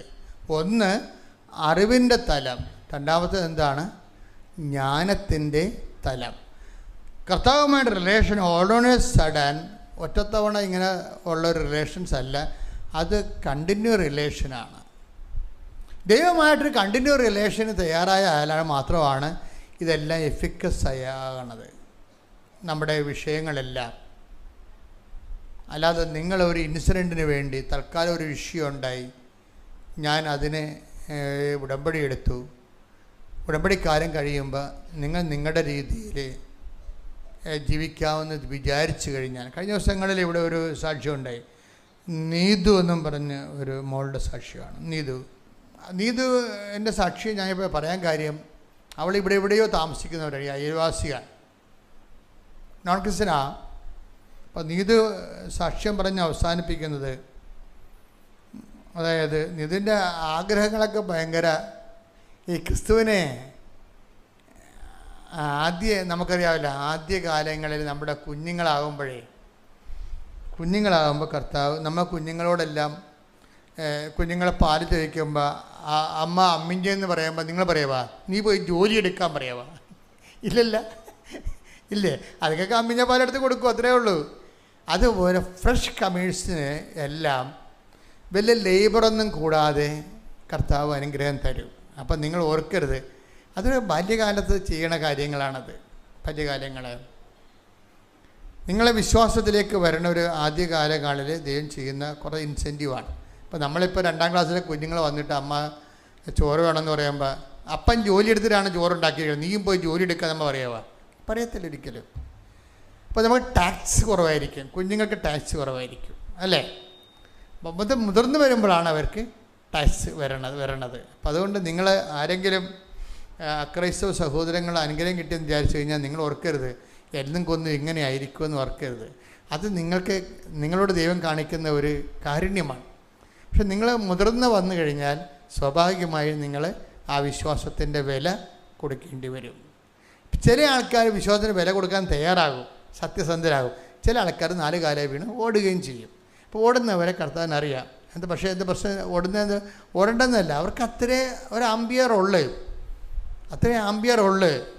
കാര്യം വിശ്വാസ ജീവിതം പരിശോധിച്ചാൽ എല്ലാവരും വലിയ രാക്ഷസന്മാരായ അനുഗ്രഹത്തിൻ്റെ കൃപയുടെ രാജകുമാരന്മാരായി വന്ന ആൾക്കാരെല്ലാം ഒത്തിരി വില കൊടുത്തവരാണ്. കാര്യം ക്രിസ്തു വില കൊടുത്തതാണ്, അതുകൊണ്ടാണ് ക്രിസ്തു വില കൊടുത്തതാണ്. പക്ഷെ അത് മനസ്സിലാകണമെന്ന് നമുക്കില്ല. നമുക്ക് ഈ അനുഗ്രഹം മാത്രമല്ലേ മനസ്സിലാകത്തുള്ളൂ. അതിൻ്റെ ആ കൃപയുടെ സെക്ഷൻ വരുമ്പോൾ മാത്രമാണ് അത് ഈ നമ്മുടെ വചനത്തിൻ്റെ ആ അനുഗ്രഹത്തിൻ്റെ അറിവിൻ്റെ തലം കഴിഞ്ഞ് ജ്ഞാനത്തിൻ്റെ തലത്തിലേക്ക് വരും. ഈശോയുമായിട്ട് റിലേഷൻസ് ഒരു നീണ്ട റിലേഷൻസാണ്.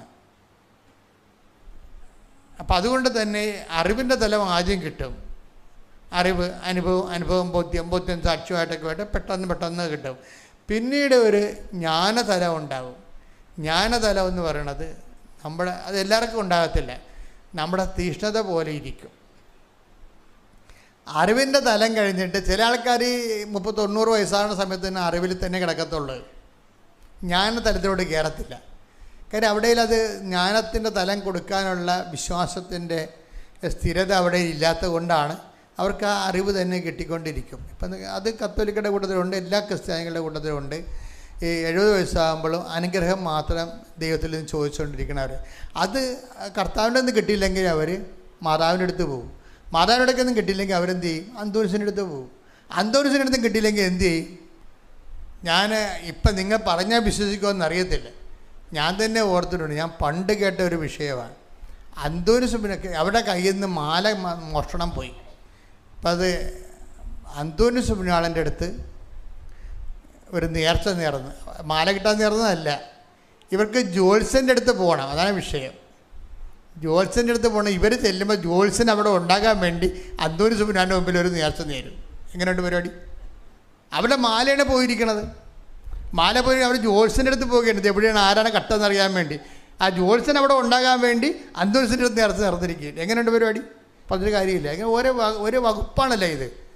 90 വയസ്സായാലും ബോധം ഉണ്ടാകത്തില്ല. അതുകൊണ്ട് എപ്പോഴും ദൈവം ചെയ്യണമെന്ന് വെച്ച് കഴിഞ്ഞാൽ ഒരു പരിധി കഴിഞ്ഞാൽ പിന്നീട് നിങ്ങൾ പറയും, നിങ്ങൾ വിശ്വസിക്കുന്നതിന് നിങ്ങൾ ടാക്സ് ചെയ്യും. അപ്പോൾ സത്യസന്ധമായിട്ട് ദൈവത്തെ അന്വേഷിക്കുന്നവരെ കർത്താവ് നൽകുന്ന സഹനത്തെ സന്തോഷം സ്വീകരിച്ചുകൊണ്ട് അപ്പോഴും സാക്ഷിയായിക്കൊണ്ട് മുന്നേറാൻ വേണ്ടി നോക്കുമ്പോൾ ദൈവം മനസ്സിലാകും. ഈശോ പറയും എന്താണ്? ഞാൻ തിരഞ്ഞെടുത്തവരെ എനിക്ക് അറിയാം. അപ്പം അറിയാൻ പാടില്ലാത്തവരുണ്ടെന്നതിൻ്റെ അർത്ഥം. അപ്പം അറിയാൻ പാടില്ലാത്ത take the word of God. ഞാൻ തിരഞ്ഞെടുത്തവരെ എനിക്കറിയാം. ശ്രുതികട്ടെ ഹല്ലേലൂയ ഹല്ലേലൂയ ഹല്ലേലൂയ. യേശുവേ നന്ദി. ഹല്ലേലൂയ ഹല്ലേലൂയ. യേശുവേ സ്തുതി. ഹല്ലേലൂയ ഹല്ലേലൂയ ഹല്ലേലൂയ. യേശുവേ ആരാധന ആരാധന ആരാധന. യേശുവേ നന്ദി. മഹത്വം മഹത്വം മഹത്വം. 18 യോഹന്നാൻ 13:18. ഞാൻ തിരഞ്ഞെടുത്തവരെ എനിക്കറിയാം. പറഞ്ഞേ, ഞാൻ തിരഞ്ഞെടുത്തവരെ എനിക്കറിയാം. അപ്പം ഇത് അറിവ് പെട്ടെന്ന് നമുക്ക് കേൾക്കുമ്പോൾ എന്ത് വരും? ഞാൻ തിരഞ്ഞെടുത്തവരെ ഈശോയ്ക്കറിയാം. അതിൻ്റെ ജ്ഞാനം എന്താണ്? ഈശോയ്ക്ക് അറിയാൻ പാടില്ലാത്ത ആൾക്കാരും ഉണ്ട്. അതാണ് വിഷയം. 10, 30, 40, 50, 90 കൊല്ലമായിട്ട് ക്രിസ്ത്യാനിയുടെ വിഷം കെട്ടി നടക്കുകയാണ്. പക്ഷേ പ്രശ്നം എന്താ? പുസ്തകത്തെ പേരില്ല. എന്താണ്? ഞാൻ തിരഞ്ഞെടുത്തവരെ എനിക്കറിയാമെന്ന് പറഞ്ഞാൽ അത് അറിവാണ്. ജ്ഞാനം എന്താണ്? കുറേ ആൾക്കാരെ കർത്താവിനെ അറിയത്തില്ലെന്ന് പറയാം. ആരാണ് അറിയാത്തത്? പ്രഭോ ഞങ്ങൾക്കും വാതിൽ തുറന്നു തരണമേ എന്ന് പറയുമ്പോൾ എന്താ പറയണത്? നിങ്ങൾ എവിടെയെന്ന് വന്നതെന്ന് എനിക്ക്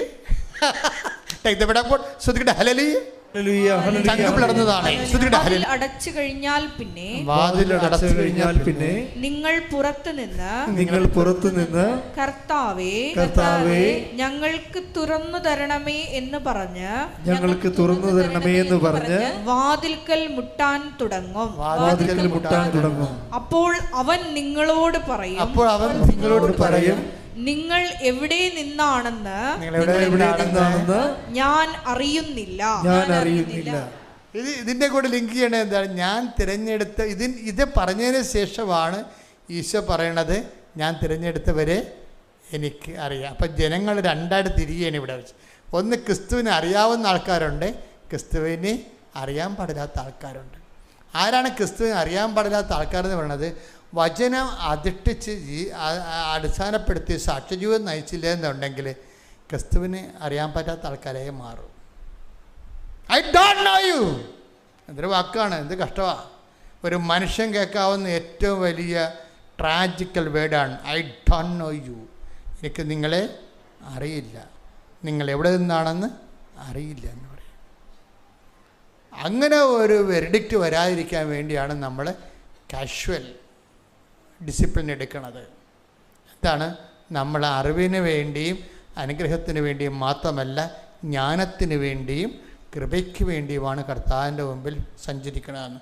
അടുത്ത സ്റ്റെപ്പ് അതാണ്. എന്താണ്? ജ്ഞാനവും കൃപയും. ആദ്യത്തെ സ്റ്റെപ്പ് എന്താണ്? അറിവും അനുഗ്രഹവും. വചനത്തിന് അനുഭവ തലങ്ങളിലെ ആദ്യത്തെ സ്റ്റെപ്പ് എന്താണ്? അറിവും അനുഗ്രഹവും. സെക്കൻഡ് സ്റ്റെപ്പ് എന്താണ്? തേർഡ് സ്റ്റെപ്പ് എന്താണ്? ജ്ഞാനവും അതുപോലെ തന്നെ കൃപയും. ഈ ജ്ഞാനവും കൃപയും വരണത് എങ്ങനെയാണ്? അത് തീഷ്ണതയിൽ നിന്നാണ് വരണത്. അപ്പം ജ്ഞാനവും കൃപയും ഉണ്ടാകാൻ എന്ത് ചെയ്യണം? തീഷ്ണതയാണ് വേണ്ടത്. അപ്പോൾ ദൈവം ഇങ്ങോട്ട് ഇൻട്രാക്ട് ചെയ്യാൻ പറയും. അറിവിൻ്റെ അപ്പുറത്ത് ജ്ഞാനം നമ്മളെ പഠിപ്പിച്ചുകൊണ്ടിരിക്കും ദൈവം. ജ്ഞാനത്തിൻ്റെ പുസ്തകം 6:10-11 ശ്രുതികട്ടെ. ഹല്ലേലൂയ ഹല്ലേലൂയ ഹല്ലേലൂയ ഹല്ലേലൂയ. യേശുവേ നന്ദി. ഹല്ലേലൂയ ഹല്ലേലൂയ. സംഘം പിളർന്നതാണ്. ശ്രുതികട്ടെ. ഹല്ലേലൂയ. ഒരുമിച്ച് പാടുക. ജ്ഞാനം 6:10-11 തിരുവചനങ്ങൾ. വിശുദ്ധമായവ വിശുദ്ധമായവ വിശുദ്ധിയോടെ ചെയ്യുന്നവർ വിശുദ്ധരാകും. അവ അഭ്യസിക്കുന്നവർ രക്ഷ കണ്ടെത്തും. എന്റെ വചനങ്ങളിൽ അഭിലാഷമർപ്പിക്കുവിൻ.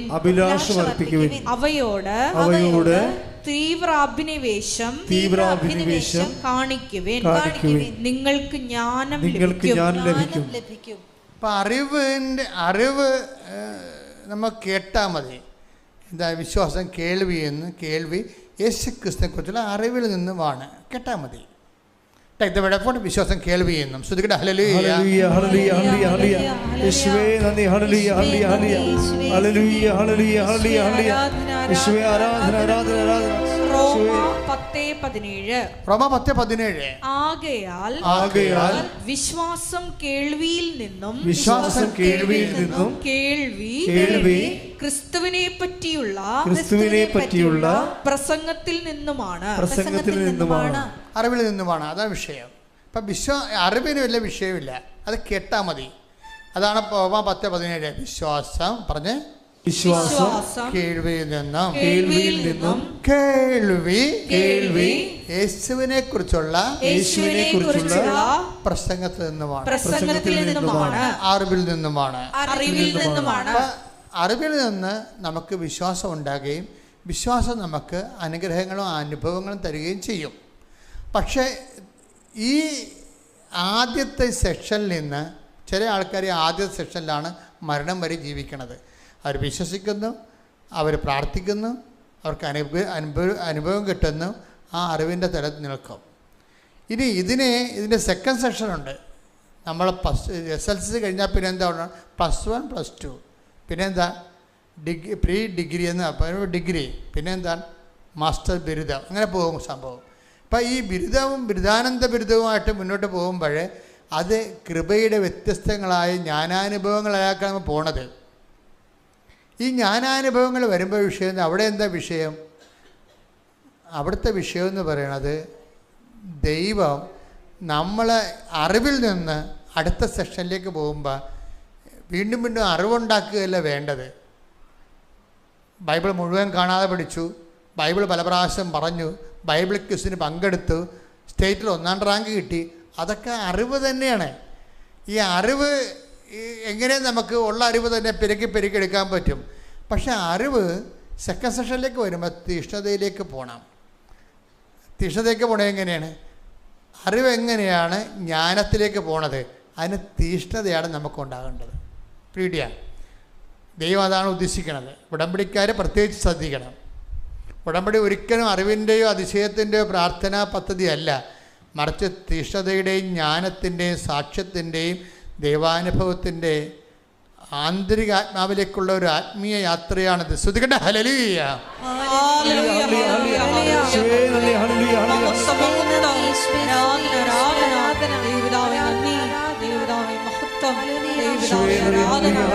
നമ്മള് ജ്ഞാനം 6:10 എന്താ വായിച്ചത്? വിശുദ്ധമായവ വിശുദ്ധിയോടെ ചെയ്യുന്നവർ വിശുദ്ധരാകും. ഉടമ്പടിയിൽ അത് എപ്പോഴും നമ്മൾ ശ്രദ്ധിക്കണം. കഴിഞ്ഞ ദിവസം നീതുവിൻ്റെ സാക്ഷ്യത്തിൽ എന്താ വെച്ചാൽ, നീതുവിൻ്റെ സാക്ഷ്യം വിശുദ്ധമായ, ഇപ്പം നമ്മൾ പത്രം കൊടുക്കുന്നത് തന്നെ വിശുദ്ധമായ ഒരു കാര്യമാണ്. പത്രത്തിൻ്റെ പലതരത്തിലുള്ള സാക്ഷ്യങ്ങൾ എല്ലാ ദിവസവും ഉണ്ടാകും. ഞങ്ങൾ ആൾക്കാർക്ക്, അയ്യോഭാവികൾക്കും അതുപോലെ തന്നെ ഇതിനെക്കുറിച്ച് ഒരു കാഴ്ചപ്പാടില്ലാത്തവർക്കും ആവശ്യമില്ലാതെ വിമർശിക്കാൻ ഇടമുണ്ടാകാതിരിക്കാൻ വേണ്ടി ഇവിടെ എഡിറ്റ് ചെയ്ത് മാറ്റിയിട്ടാണ്. പത്രത്തിൻ്റെ 10,000 അനുഭവങ്ങൾ നടക്കാറുണ്ട് ആൾക്കാരുടെ ഇടയിൽ. അതിൽ ഒരു നീതു പത്രം കൊടുക്കാൻ എങ്ങനെയാണെന്നറിയാമോ? നീതു പറയണത്, ഞാൻ ഓരോ പത്രം കൊടുക്കും മുമ്പും ഞാൻ ഉറപ്പ് വരുത്തും എന്താണ്, അവരെ എനിക്ക് പരിചയമില്ലാത്തവരാണ്, ക്രിസ്തുവിന് പരിചയമില്ലാത്തവരാണെന്ന്. അതാണ് വിഷയം. നീതു കുറച്ച് അടുപ്പമുണ്ട്, കാര്യം സത്യസന്ധമായിട്ടാണ് ചെയ്യണത്. ഒക്കട്ടെ കിട്ടിയ കുട്ടി പോയ ചട്ടി എന്ന് പറഞ്ഞല്ല ചെയ്യണത്. അതാണ് വിശ്വാസ പ്രമാണം ചൊല്ലിയിട്ടാണ് ഇവിടെ കൊടുക്കുന്നത്. കൊടുക്കുമ്പോൾ ഒരു ദിവസം സ്വപ്നത്തിൽ ഇവിടെ പറഞ്ഞിരിക്കുന്ന കാര്യത്തിൽ ഇവൾക്ക് തന്നെ ഇത്തിരി സംശയമുണ്ട്. അതാണ് പ്രശ്നം. അതാണ് അമ്മ പറയണത്. സ്വപ്നത്തിൽ അവ ഉടമ്പടി പറഞ്ഞിരിക്കുന്ന കാര്യത്തിൽ അവൾക്ക് തന്നെ സംശയമുണ്ട്. എന്താ സംശയം? അവൾ പറഞ്ഞ എന്താ പറയുക, അത്രയും സാധനമാണ് ഉടമ്പടി വെച്ചിരിക്കുന്നത്. കാര്യം PSCയുടെ 400 സ്കൂളുണ്ട് പരീക്ഷയുടെ. PSCയുടെ 400 സ്കൂളുണ്ട് പരീക്ഷയുടെ. അപ്പോൾ ഇവിടെ മാതാവിനോട് പറഞ്ഞിരിക്കുന്നത്, നീ എനിക്ക് ഈ ജോലി തരുമെന്ന്, നീ എനിക്ക് തരുമെന്ന് ഞാൻ മനസ്സിലാക്കണമെങ്കിൽ നിൻ്റെ ഒരു കൈയൊപ്പ് ഈ അലോട്ട്മെൻറ്റിൽ ഉണ്ടാകണം. ഇവർക്ക് ഈ ഉടമ്പടിക്കാരൊക്കെ അവരുടെ വർക്ക് സത്യസന്ധമാണെങ്കിൽ അവർക്ക് എങ്ങനെയും ദൈവത്തോട് സംസാരിക്കാൻ പറ്റും. ചിലർക്ക് വാ വിളിക്കുമ്പോൾ തന്നെ വാ മൂടടാന്ന് മാതാവ് പറയും. എന്താ കാര്യം? വർക്ക് സത്യസന്ധമല്ല. അതുകൊണ്ടാണ് ഇവളിങ്ങനെയൊക്കെ ചെയ്യണത്. വെയിലത്ത് നിന്ന് പോയി വിശ്വാസപ്രമാണം ചൊല്ലിയിട്ടാണ് പത്രം കൊടുക്കുന്നത്. അപ്പോൾ മാതാവ് എന്നിട്ട് ഇവക്ക് ഉടമ്പടി വെച്ച വിഷയത്തെക്കുറിച്ച് ഇവർക്ക് സംശയമാണ്. എന്താ കാര്യം? ഞാനത് മാതാവിനോട് പറയണ സംഭവം ശരിയല്ല. തന്നെയല്ല, എന്താ ശരിയല്ലാത്ത വന്നൊരു കാര്യം, കേരളത്തിൽ 400 സ്കൂളിലെ പരീക്ഷാ സെൻ്ററുണ്ട്. ഇപ്പം ഇവിടെ മാതാവിനോട് പറഞ്ഞിരിക്കണത്, നീ എനിക്ക് ജോലി തരുമെങ്കിൽ നീയാണ് തരണമെന്ന് എനിക്കറിയണം. അതിനെന്ത് ചെയ്യണം? ഞാൻ പഠിച്ച സ്കൂളിൽ പരീക്ഷ വെക്കണമെന്ന്. ഞാൻ പഠിച്ച സ്കൂളിൽ തന്നെ എനിക്ക് പരീക്ഷ വെക്കണം. അപ്പോൾ എനിക്ക് മനസ്സിലാകും നീ എനിക്ക് ജോലി തരും. തന്നെയല്ല, അപ്പോഴേ ഇവൾ പറയും, ഞാനങ്ങനെ മാതാവിനോട് പറഞ്ഞത് ശരിയല്ല, പക്ഷേ എനിക്ക് അങ്ങനെ പറയാൻ തോന്നുന്ന അത്രയും സ്വാതന്ത്ര്യമായ ആളിന്. അതാണ് വിഷയം, അത്രയും സ്വാതന്ത്ര്യമാണ്. അപ്പോൾ അതുകൊണ്ട് ഇപ്പോൾ പരീക്ഷ വന്നപ്പോൾ എന്ത് ചെയ്ത്, അവൾ പഠിച്ച സ്കൂളിൽ തന്നെ പരീക്ഷ വെച്ച്. അതാണ് വിഷയം. അതായത് അവൾ അവസാനം പഠിച്ചിറങ്ങിയ സ്കൂളിൽ അവളുടെ വീട്ടിൽ നിന്ന് കുറച്ച് പോയാൽ മതി, അവിടെ തന്നെ അവൾക്ക് പരീക്ഷ വെച്ച് കൊടുത്തു. അപ്പോൾ നിങ്ങൾ ഓർക്ക് ഞാനീ പറഞ്ഞ മാതാവിനിങ്ങനെ വട്ടം വരെ വെച്ച് എൻ്റെ തലയിരിക്കണ പരിപാടികളെല്ലാം നേടിയെടുക്കുക, അങ്ങനെയല്ല. ഈ ഒറ്റപ്പെട്ട സംഭവം ഇങ്ങനെ ജനറലൈസ് ചെയ്യേണ്ട കാര്യമില്ലെന്ന് എനിക്കറിയാം. പക്ഷേ ഈ ഹൃദയശുദ്ധിയുള്ളവരെങ്ങനെയാണ് ദൈവത്തെ കാണുന്നതെന്ന് ഞാൻ നിങ്ങളോട് പറയുകയാണ്. അവരുടെ ഭാഗം കറക്റ്റാണ്. അവരുടെ ഭാഗം കറക്റ്റായിട്ട് അവർ ചെയ്യണത്. അപ്പോഴും മാതാവ് പറയും, നീ സ്വപ്നത്തെ പ്രത്യക്ഷപ്പെട്ട് പറയും, നീ ഉടമ്പടി വൃത്തിയായിട്ട് ചെയ്തോ, നീ പറയണ കാര്യങ്ങൾക്ക് ഒരു മാറ്റമില്ല, ഞാൻ ചെയ്തു തരുമെന്ന്. നീ പറയണ കാര്യങ്ങൾക്കൊരു മാറ്റമില്ല. പിന്നെ പറഞ്ഞിരിക്കണ കുറച്ച് കട്ടിയുള്ള പരിപാടിയാണ്. കാര്യം ഈ പിൻവാതിൽ ഇവന് ഇടയ്ക്ക് ആൾക്കാർ ഉന്തി കയറ്റണതും അവസാന റാങ്കിൽ വരുന്ന ആൾക്കാർക്ക് ജോലി കിട്ടാതിരിക്കണതൊക്കെ PSCയുടെ ഒരു ആൾക്കാരുടെ കണ്ണുനീരാണ്. അപ്പോൾ ഇവർ എനിക്കത് കിട്ടാതെ ജീവിക്കാൻ പറ്റത്തില്ല. നീ നോക്കിയേ, മാതാവിനോട് പറയും, നീ നോക്കിയേ, 10 രൂപയാണ് ഞാൻ ഈ പാവപ്പെട്ടവർക്ക് കൊടുക്കണത്. കാര്യം എന്താ? ഞാൻ പോലും വീട്ടുകാരുടെ ചിലവിലാണ് ജീവിക്കണത്, എനിക്ക് വരുമാനമില്ല. അമ്മയോട് അവൾ സംസാരിക്കുമ്പോൾ നമ്മൾ സ്വന്തം അമ്മയോട് സംസാരിക്കണതിനേക്കാളും അമീക്കബിളായിട്ടാണ് സംസാരിക്കണത്.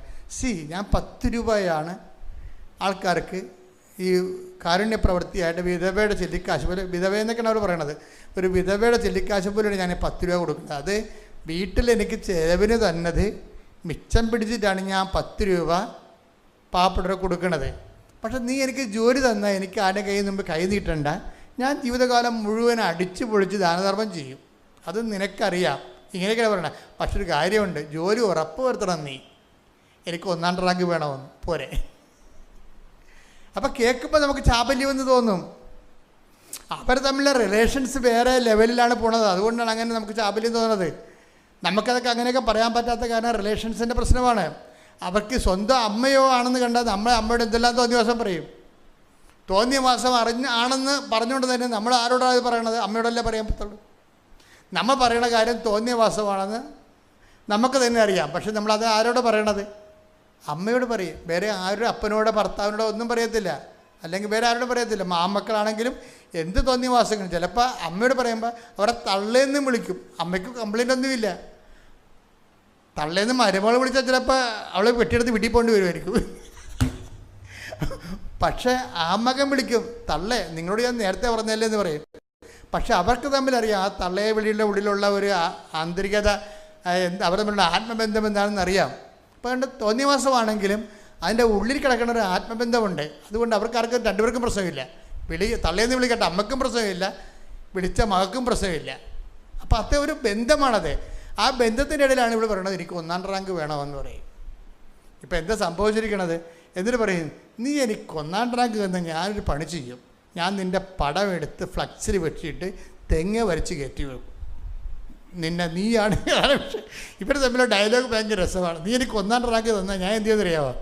ഞാൻ നിൻ്റെ പടം പച്ച വെക്കും. കൃപാസനം മാതാവ് നീതുവിന് ചെയ്ത അനുഗ്രഹം എന്ന് പറഞ്ഞ് ഞാൻ തെങ്ങ് വരച്ച് കെട്ടിയിട്ട് ഞാൻ കൃപാസനത്തിൽ വന്ന് സാക്ഷ്യം പറയത്തുള്ളൂ എന്നാണ്. അപ്പോൾ ഇവർ തമ്മിലെ ഡയലോഗ് ഈ രീതിയിലായത് കൊണ്ട് അമ്മ അവൾക്ക് എന്ത് ചെയ്യും? റിസൾട്ട് വന്നപ്പോൾ കൂട്ടുകാരോട് ചോദിക്കണത്, നീ ഇതെന്ത് പരിപാടിയാണ് കാണിക്കണത്? നിനക്കാണല്ല 1-ാം റാങ്ക് എന്ന്.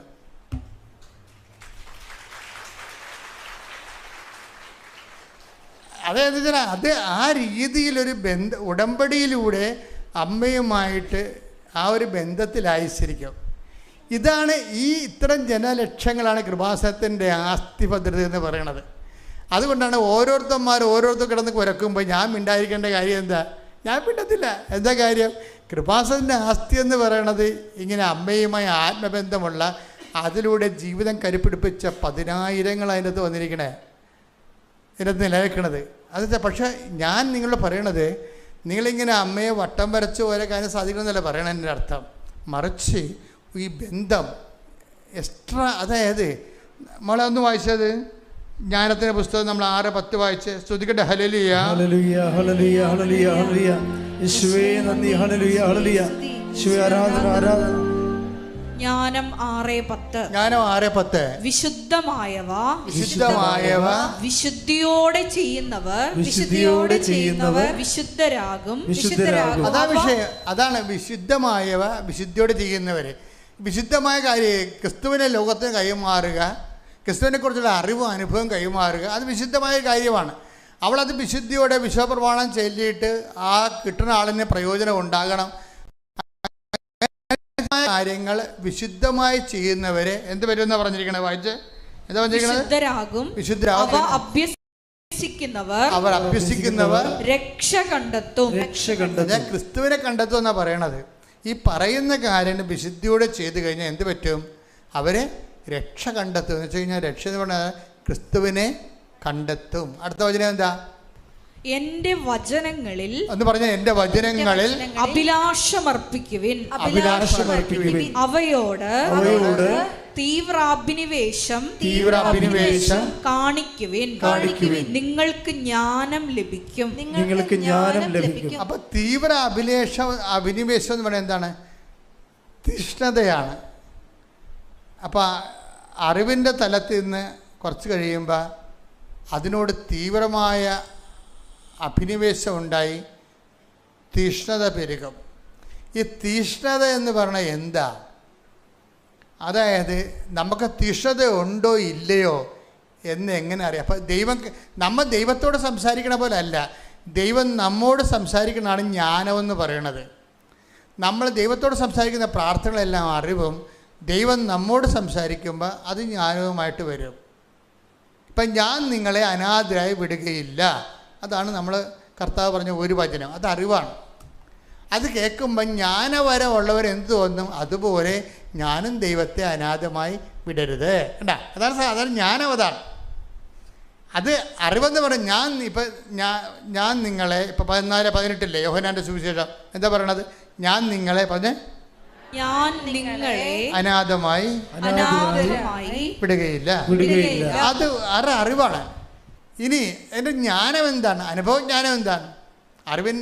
അറിവിൻ്റെ കൂടെ അനുഭവം കൂടുമ്പോഴാണ് ജ്ഞാനം ഉണ്ടാകുന്നത്. അതിൻ്റെ അനുഭവജ്ഞാനം എന്താണ്? ഞാനും ദൈവത്തെ അനാഥമായി വിടരുത് എന്തെല്ലാം സംഭവിച്ചാലും. അങ്ങനെ ഞാൻ ദൈവത്തെ അനാഥമായി വിടാതിരിക്കുന്നതിനുള്ള ആത്മീയ നിലവാരത്തിനാണ് എന്തെന്ന് പറയുന്നത്? തീഷ്ണത എന്ന് പറയണത്. പീഡിയ അത് വിശ്വാസത്തിൻ്റെയും പ്രത്യാശയുടെയും അപ്പുറത്താണ്. തീവ്ര വിശ്വാസമാണ്. എന്താ വെച്ചാൽ ദൈവത്തെ നമ്മൾ അനാഥമായി വിടാതിരിക്കുക, അതിന് തീഷ്ണത എന്നാണ് പറയണത്. നമുക്ക് രോഗം വരാം, കടം വരാം, ജപ്തി നടന്നു പോകും. ചിലപ്പോൾ ജപ്തി നടന്നാലും മകളുടെ കല്യാണം കഴിഞ്ഞില്ലെങ്കിലും എന്ത് പറ്റും? ദൈവത്തെ നമ്മൾ മുറുകെ തന്നെ പിടിച്ചുകൊണ്ടിരിക്കും. മറിച്ച് അതിനാണ് തീഷ്ണത എന്ന് പറയണത്. ഏലിയ, നീ ഇവിടെ എന്ത് ചെയ്യുന്നു? അപ്പം എന്ത് പറയും? ഏലിയ പറയും, ജെസബേല് നമ്മുടെ എല്ലാ പ്രവാചകന്മാരെയും കൊന്നു. അഹാബിൻ്റെ ജീവിതത്തിന് വേണ്ടി, ജീവന് വേണ്ടി അവൻ കൊലവിളി നടത്തുകയാണ്. എല്ലാവരും പോയി, ഞാൻ മാത്രം അവശേഷിച്ചു. അതാണ് വിഷയം. കയ്യിലുള്ള എല്ലാ അപ്പോൾ ഞാൻ നിന്നെക്കുറിച്ചുള്ള തീഷ്ണതയാൽ, അതാണ് തീഷ്ണതയെന്ന് പറയണത്. ദൈവത്തിന് വേണ്ടി വിശ്വാസത്തിൻ്റെ പേരിൽ നമുക്ക് കഷ്ടനഷ്ടങ്ങൾ സഹിച്ചുകൊണ്ട് പോകുമ്പോഴും we still remain in faith. അതിനാണ് തീഷ്ണത. Take the word of God. ശ്രുതികട്ടെ ഹല്ലേലൂയ. ഹല്ലേലൂയ ഹല്ലേലൂയ ഹല്ലേലൂയ ഹല്ലേലൂയ ഹല്ലേലൂയ. യേശുവേ നന്ദി. ഹല്ലേലൂയ ഹല്ലേലൂയ ഹല്ലേലൂയ ഹല്ലേലൂയ. 1 രാജാക്കന്മാർ 19:10. 1 രാജാക്കന്മാർ 19:10. ഏലിയ ഉത്തരം പറഞ്ഞു, സൈന്യങ്ങളുടെ ദൈവമായ കർത്താവിനെ പ്രതിയുള്ള തീക്ഷ്ണതയാൽ ഞാൻ ജ്വലിക്കുകയാണ്. ഇസ്രായേൽ ജനം അവിടുത്തെ ഉടമ്പടി ലംഘിച്ചു. കുറെ അണ്ണന്മാർ ഉടമ്പടി, നിങ്ങളുടെ അയൽവാസികളെല്ലാം ഉടമ്പടി ലംഘിച്ച ആൾക്കാരുണ്ടാവും. പിന്നെ ഉടമ്പടി ഞാൻ 3 തിരി കത്തിച്ചിട്ട് ഒന്നും നടന്നില്ലെന്നും പറഞ്ഞ് ഈ ഗതികിട്ട പ്രേതം പോലെ നടക്കുന്ന ആൾക്കാർ നിങ്ങളുടെ അയൽവാസികളുണ്ടാവും. ഇസ്രായേൽ ജനം അവരുടെ ഉടമ്പടി ലംഘിച്ചു. കണ്ടില്ലേ? ഇപ്പം നിങ്ങളുടെ നാട്ടിലും വീട്ടിലും സ്വന്തപ്പെട്ടവരും കല്യാണ വീട്ടിലും മരണ വീട്ടിലും ചർച്ച എന്താണ്? ഞാൻ പച്ചത്തിരി 3 കത്തിച്ചു, ഞാൻ നീലത്തിരി 4 കത്തിച്ചു, ഇപ്പോഴും മകളെ വീട്ടിൽ തന്നെ ഇപ്പോൾ ഉണ്ടെന്ന് പറയും. അതാണ് സംഭവം. അതിനർത്ഥം അവർ ഉടമ്പടിയിൽ നിന്ന് മാറിയെന്ന് വിചാരിക്കണം. ഇപ്പം തന്നെ ഇൻസ്റ്റൻറ്റ് ബ്രേക്ക്ഫാസ്റ്റ് പോലെ ദൈവം ആനക്ക് നമ്മൾ ഉരുള കൊടുക്കണം, ഒരു ഉരുട്ടി വായി വെക്കുമെന്ന് വിചാരിച്ചത്. അങ്ങനെയല്ല. നീ മര്യാദക്ക് ആദ്യം ഉടമ്പടിയിലാകാൻ നോക്ക്. നീ ആദ്യം ദൈവമായിട്ട് ഉടമ്പടിയിലാകാൻ നോക്കൂ. അപ്പോഴും നീ അങ്ങനെയുള്ളതാണെങ്കിൽ തീർച്ചയായിട്ടും പരീക്ഷ ഉണ്ടാകും. നിൻ്റെ വിശ്വാസത്തെ ദൈവം ടെസ്റ്റ് ചെയ്യും. അതുകൊണ്ടാണ് ചിലത് നീണ്ടു പോണത്. ഒന്നിനു വായിച്ച ആ ഭാഗങ്ങളെല്ലാം. ഏലിയ ഉത്തരം പറഞ്ഞു, സൈന്യങ്ങളുടെ ദൈവമായ കർത്താവിനെ പ്രതിയുള്ള തീക്ഷ്ണതയാൽ ഞാൻ ജ്വലിക്കുകയാണ്. ഇസ്രായേൽ ജനം അവിടുത്തെ ഉടമ്പടി ലംഘിച്ചു.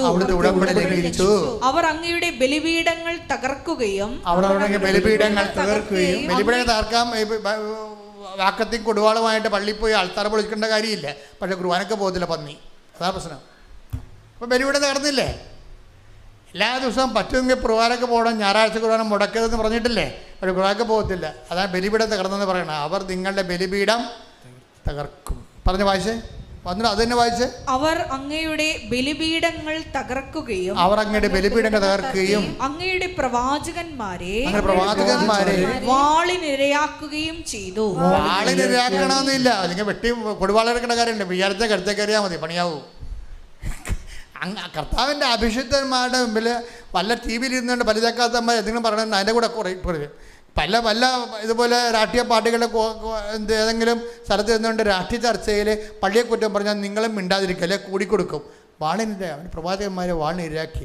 സഭയെ നിങ്ങൾക്ക് രക്ഷ പ്രദാനം ചെയ്ത ആൾക്കാർ നിങ്ങൾക്കറിയാമോ? ഞാൻ എൻ്റെ വിഷയത്തിൽ ഒരു ലൈഫ് മൊത്തം കർത്താവിൻ്റെ വചനത്തിന് വേണ്ടി കാഴ്ചവെച്ചിട്ടാണ് വീട്ടിൽ നിന്ന് ഇറങ്ങി വന്നിരിക്കണം. 40-ാം വർഷമാണ് എൻ്റെ. ഞങ്ങളെപ്പോലെ എത്രയോ മനുഷ്യരാണ് കർത്താവിന് വേണ്ടി വരുന്നത്. അപ്പം അങ്ങനെ രാവും പകലും ഇതെന്തെങ്കിലും സമ്പത്ത് മോചനം. സമ്പത്തിന് എന്താ ഇവിടെ കുറവ്? ഒന്ന് ഞാൻ നിങ്ങളോട് വല്ല സമ്പത്ത് ചോദിച്ചോ? ഞാൻ നിങ്ങളോട് ആരെങ്കിലും സമ്പത്ത് ചോദിച്ചോ? ഞാൻ ഇവിടെ ശമ്പളം കൈപ്പറണുണ്ടോ? ഇങ്ങനെ എന്തുമാത്രം സുവിശേഷകരാണ് കർത്താവിൻ്റെ സഭയിൽ ജോലി ചെയ്യണത്. അപ്പം നമ്മളെ സംബന്ധിച്ച് എന്താ ചെയ്യേണ്ടത്? ക്രിസ്തുവിനെ കൈമാറുക. ചില ആൾക്കാരിലൊക്കെ എന്തെങ്കിലും ചില കുഞ്ഞു കാലത്തേക്ക് എന്തെങ്കിലും അവറേഷൻസ് ഉണ്ടാകും. അത് പൊക്കി പിടിച്ചിടക്കേണ്ട കാര്യമില്ല. സത്യസന്ധമായ വിശ്വാസിയാണ് നീയെങ്കിൽ സഭയിൽ വിശുദ്ധിയോടെ ജീവിക്കാൻ വേണ്ടി എല്ലാവർക്കും വേണ്ടി സാക്ഷികൾക്ക് നീ പ്രാർത്ഥിച്ചുകൊണ്ട് തീഷ്ണമായി പ്രാർത്ഥിക്കണം. ആൾക്കാർ ബലിപീഠം തകർക്കും, അഭിഷിക്തരെ വാളിനിരയാക്കും. അപ്പോഴെന്ത് ചെയ്യും? നമ്മളെന്ത് ചെയ്യും? ഇപ്പം ഏരിയ എന്താ പറയണമെന്ന് നോക്കിയേ. ഏരിയ എന്താ പറയണത്? ഞാൻ മാത്രമേ നീ ചിലപ്പോൾ ഉടമ്പടി നിൻ്റെ ഭാഗത്ത്, നിൻ്റെ പ്രദേശത്ത് നീ മാത്രമായിരിക്കും ഇപ്പോഴും കൃപാസനത്തിൽ വരികയും ഉടമ്പടി ജീവിക്കുകയും ചെയ്യുന്നത്. മറ്റുള്ളവരെല്ലാം തൽക്കാലത്തേക്ക് എന്തെങ്കിലും നക്കാപ്പിച്ച് കിട്ടാൻ വേണ്ടി വന്നിട്ട് അവരത് നടക്കണം. അവരുടെ ഫ്രോഡ് തരം ദൈവം മനസ്സിലാക്കിയപ്പോൾ ആ വാതിലടച്ചപ്പോൾ അവർ പോയി. Why we should take them as our model? അവരെന്തിനാണ് നമ്മുടെ മോഡലാക്കണത്? നമ്മളെ മോഡൽ. ഇപ്പം ഏലിയ ആരെയും മോഡലാക്കിയില്ല. ഏലിയ പറയണത് എന്താണ്? ഞാൻ മാത്രം ഉടമ്പടിയിൽ അവശേഷിച്ച് കൈയടിക്കട്ടെ, ശ്രദ്ധിക്കട്ടെ. അതിനാണ് തീഷ്ണത എന്ന് പറയണത്. എല്ലാം ദൈവത്തിനെതിരെ വരികയും വിശ്വാസത്തിനെതിരെ വരികയും വിശ്വാസം വിട്ടുപോവുകയും ചെയ്യും. ഭർത്താവ് വിട്ടുപോയി, മകളെ വിട്ടുപോയി, മകൻ വിട്ടുപോയി. അപ്പോൾ ഓരോരുത്തരും വിട്ടുപോകുമ്പോൾ ചിലപ്പോൾ അമ്മ മാത്രം വീട്ടിൽ നിൽക്കും, ഒരു ഏക വ്യക്തിയായിട്ട് വിശ്വാസന്. ചിലപ്പോൾ വീട്ടിലൊരു അമ്മ മാത്രം, ആ വീടിന് ദൈവം തീടാത്തതിൻ്റെ കാരണം നീ ഒറ്റൊരുത്തി ആണ് കാരണം. അപ്പോൾ എല്ലാവരും ചിലപ്പോൾ വിശ്വാസം വിട്ടുപോകും. വിശ്വാസം നിലനിൽക്കുക എന്ന് വെച്ചാൽ എൻ്റെ ദൈവദാനമാണത്, അത് ദൈവദാനമാണ്. അപ്പം അതുകൊണ്ട് തന്നെ ദൈവദാനം. അപ്പം ഒരു എലിയ എന്താ പറയുക, ഒന്നിട്ട് വായിച്ചത്? സൈന്യങ്ങളുടെ ദൈവമായ കർത്താവിനെ പ്രതിയുള്ള തീക്ഷ്ണതയാൽ ഞാൻ ജ്വലിക്കുകയാണ്. ഇസ്രായേൽ ജനം അവിടുത്തെ ഉടമ്പടി ലംഘിച്ചു. അവർ അങ്ങയുടെ ബലിപീഠങ്ങൾ തകർത്തു. അങ്ങയുടെ പ്രവാചകന്മാരെ വാളിനിരയാക്കുകയും ചെയ്തു. ഞാൻ മാത്രമേ ശേഷിച്ചിട്ടുള്ളൂ. അതിനാണ് തീഷ്ണതയെന്ന് പറയുന്നത്. എല്ലാം വിശ്വാസത്തിന് എല്ലാവരും വിശ്വാസത്തിനെതിരെ നിൽക്കുമ്പോഴും ഞാൻ ഒറ്റ ആളായിട്ട് വിശ്വാസത്തിന് വേണ്ടി പൊരുതുമ്പോൾ അതിനാണ് തീഷ്ണതയെന്ന് പറയുന്നത്.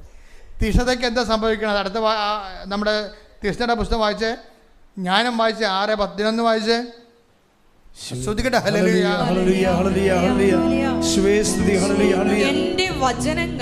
എന്റെ വചനങ്ങളിൽ അഭിലാഷമർപ്പിക്കുവിൻ.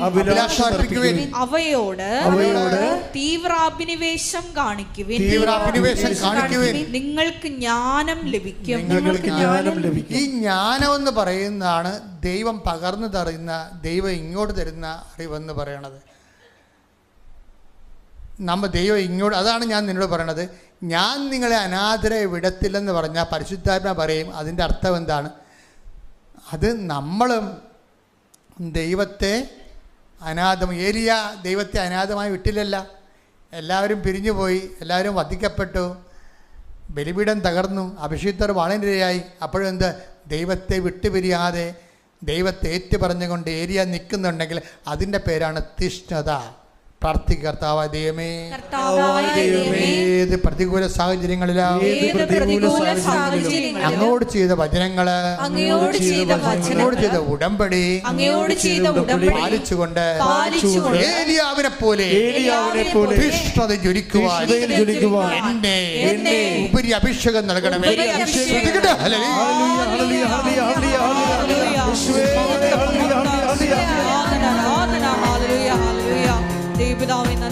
സഭയിലുള്ള സാന്നിധ്യം പ്രകടമാക്കണമേ കർത്താവേ. അങ്ങയുടെ തിരുമുറവാഴ്ന്ന വലതുകര, അനുഗ്രഹത്തിന് വലതുകര,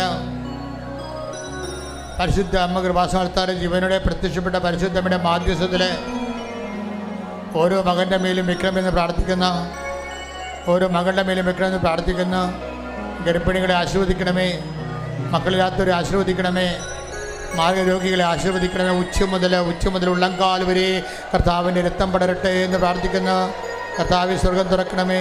എലിയാവിൻ്റെ പ്രാർത്ഥനയെ പ്രസാദിച്ചുകൊണ്ട് സ്വർഗം തുറന്നുകൊണ്ട് കർത്താവ് മഴ പെയ്ച്ചതുപോലെ അനുഗ്രഹത്തിൻ്റെ മഴ പെയ്തിറങ്ങട്ടെ എന്ന് പ്രാർത്ഥിക്കുന്ന അനുഗ്രഹത്തിൻ്റെ മഴ, മാതാവിൻ്റെ പ്രത്യക്ഷ ഗണത്തിൻ്റെ വാഗ്ദാനമായ അനുഗ്രഹത്തിൻ്റെ മഴ ഓരോ മകൻ്റെ മേലും മകളുടെ മേലും കർത്താവെ ആഞ്ഞു വീശണമെന്ന് പ്രാർത്ഥിക്കുന്നു. കർത്താവെ കൊടിയക്കാറ്റടിക്കണമേ, ആത്മക്കാറ്റാൽ അങ്ങയുടെ അഭിഷേകം ചെയ്യണമെന്ന് പ്രാർത്ഥിക്കുന്ന ദൈവത്തിൻ്റെ കരുണ, ദൈവത്തിൻ്റെ കൃപ, ദൈവത്തിൻ്റെ ശക്തി, ദൈവത്തിൻ്റെ വിടുതൽ, മാർഗരോഗങ്ങൾ, തീരാവേദികൾ, ജീവിത ദുരിതങ്ങൾ യേശു ക്രിസ്തുവിൻ്റെ ഉന്നതമായ നാമത്തിൽ മാറിപ്പോകേണ്ട. ജോലിയില്ലാത്തവർ, വിട്ട് തളർന്നു കിടക്കുന്നവർ, മഹാരോഗികൾ, മാർഗരോഗികൾ യേശുവിൻ്റെ നാമത്തിൽ സൗഖ്യം പ്രാപിക്കട്ടെ. യേശു കുഞ്ഞുങ്ങളില്ലാത്തവർ, ആശുപത്രിയിൽ കിടക്കുന്നവർ, കർത്താവ് ജോലിയില്ലാത്തവർ, സമാധാനം ഇല്ലാത്തവർ, വിട്ടുപിരിഞ്ഞ് ജീവിക്കുന്നവർ, ഭാര്യാഭർത്താക്കന്മാരുന്നവരെ വിട്ടുപിരിഞ്ഞ് ജീവിക്കുന്നവരെ കർത്താവ് അവരെ അങ്ങയുടെ വിശുദ്ധമായ രക്തത്താൽ അവരെ ഐക്യപ്പെടുത്തണമെന്ന് പ്രാർത്ഥിക്കുന്ന ഗർഭത്തെ ശിശുവിന് തകരാറുള്ളവർ കർത്താവ് അവർ ശരീരത്തിൽ ഇപ്പോഴ്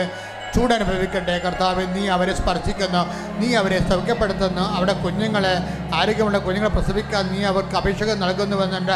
അടയാളമായി ഉച്ച മുതൽ ഉള്ളംകാല് വരെ കർത്താവ് ശരീരത്തിൽ ചൂടനുഭവിക്കാൻ പ്രാർത്ഥിക്കുന്ന അവരെല്ലാം കർത്താവിനെ അഭിഷേകം സ്നാനപ്പെടുകയും കർത്താവിൻ്റെ സത്യം ത്വക്ക് രോഗികൾ, ക്യാൻസർ രോഗികൾ, വിസർപ്പ് രോഗികൾ, PCOD രോഗികൾ, അലർജി രോഗികൾ, യേശുവിൻ്റെ ഉന്നതമായ നാമത്തെ, പ്രഷർ രോഗികൾ, ഷുഗർ രോഗികൾ, മുടികൊഴിച്ചിലുള്ളവർ, ശരീരത്തിലെ വേദനയുള്ളവർ, ഉറക്കമില്ലാത്തവർ കർത്താവിൻ്റെ നാമത്തിൽ സൗഖ്യം പ്രാപിക്കട്ടെ. കർത്താവിൻ്റെ ശക്തി വെക്കട്ടെ. എൻ്റെ കർത്താവിൻ്റെ ഉന്നതമായ നാമത്തിൽ സഭയുടെ വികൃത ജോലിയില്ലാത്തവർ, പഠനങ്ങളുടെ പരീക്ഷകൾ പരാജയപ്പെട്ടവർ കർത്താവ് ഒരു തരത്തിൽ ഇനി മുന്നോട്ട് പോകാൻ ആവശ്യമില്ലാതെ എന്ത് ചെയ്യണമെന്ന് അറിയാൻ വിഷമിച്ച് ജീവിക്കുന്നവർ കർത്താവ് ഒരു മറുപടി ഇല്ലാതെ വിഷമിക്കുന്നവർ കർത്താവ് എല്ലാം തെലഞ്ഞല്ലോ എന്ന് വിചാരിച്ചുകൊണ്ട് ഇനി മുന്നോട്ട് പോകാൻ പറ്റത്തില്ലെന്ന് വിചാരിച്ചുകൊണ്ട് കണ്ണീരടക്കിക്കൊണ്ട് ജീവിക്കുന്ന മക്കളെ കർത്താവെയും ആത്മഹത്യയെക്കുറിച്ച് ചിന്തിക്കുന്നവരുടെ മേൽ ഇപ്പോൾ അവർ തുടരണമെന്ന് പ്രാർത്ഥിക്കുന്നു. അവിടെ ജീവിതത്തെ കർത്താവ് യൂട്ടേൺ എടുപ്പിക്കണം പ്രാർത്ഥിക്കുന്നു. എൻ്റെ കർത്താവിൻ്റെ ഉന്നതമായ നാമത്തിൽ സഭയുടെ അധികാരം 39 വർഷം ഞാൻ അർപ്പിച്ച കൃപാന്റെ യോഗ്യതയാൽ കൃപാസ്ഥാനത്താറ് ജീവനോടെ പ്രത്യക്ഷപ്പെട്ട പരിശുദ്ധ അമ്മയുടെ മധ്യത്തിൽ താറയിൽ നടന്ന 10,000 ആരാധന ശക്തിയാൽ മാർഗരോഗങ്ങള്, തീരാവേദികള്, ദുരിതങ്ങള്, തടസ്സങ്ങള് യേശുവിന്റെ നാമത്തില് മാറിപ്പോകട്ടെ, സൗഖ്യമാകട്ടെ.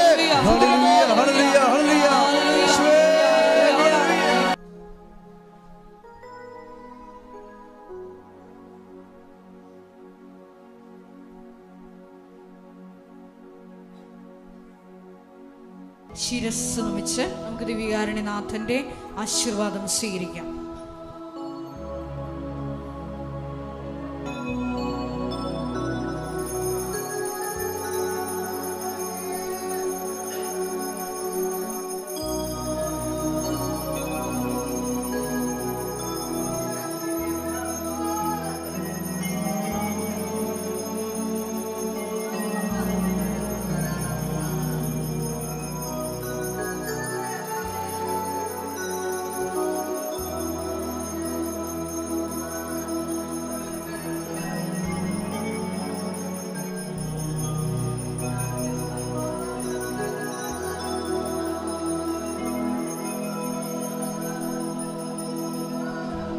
പരിശുദ്ധ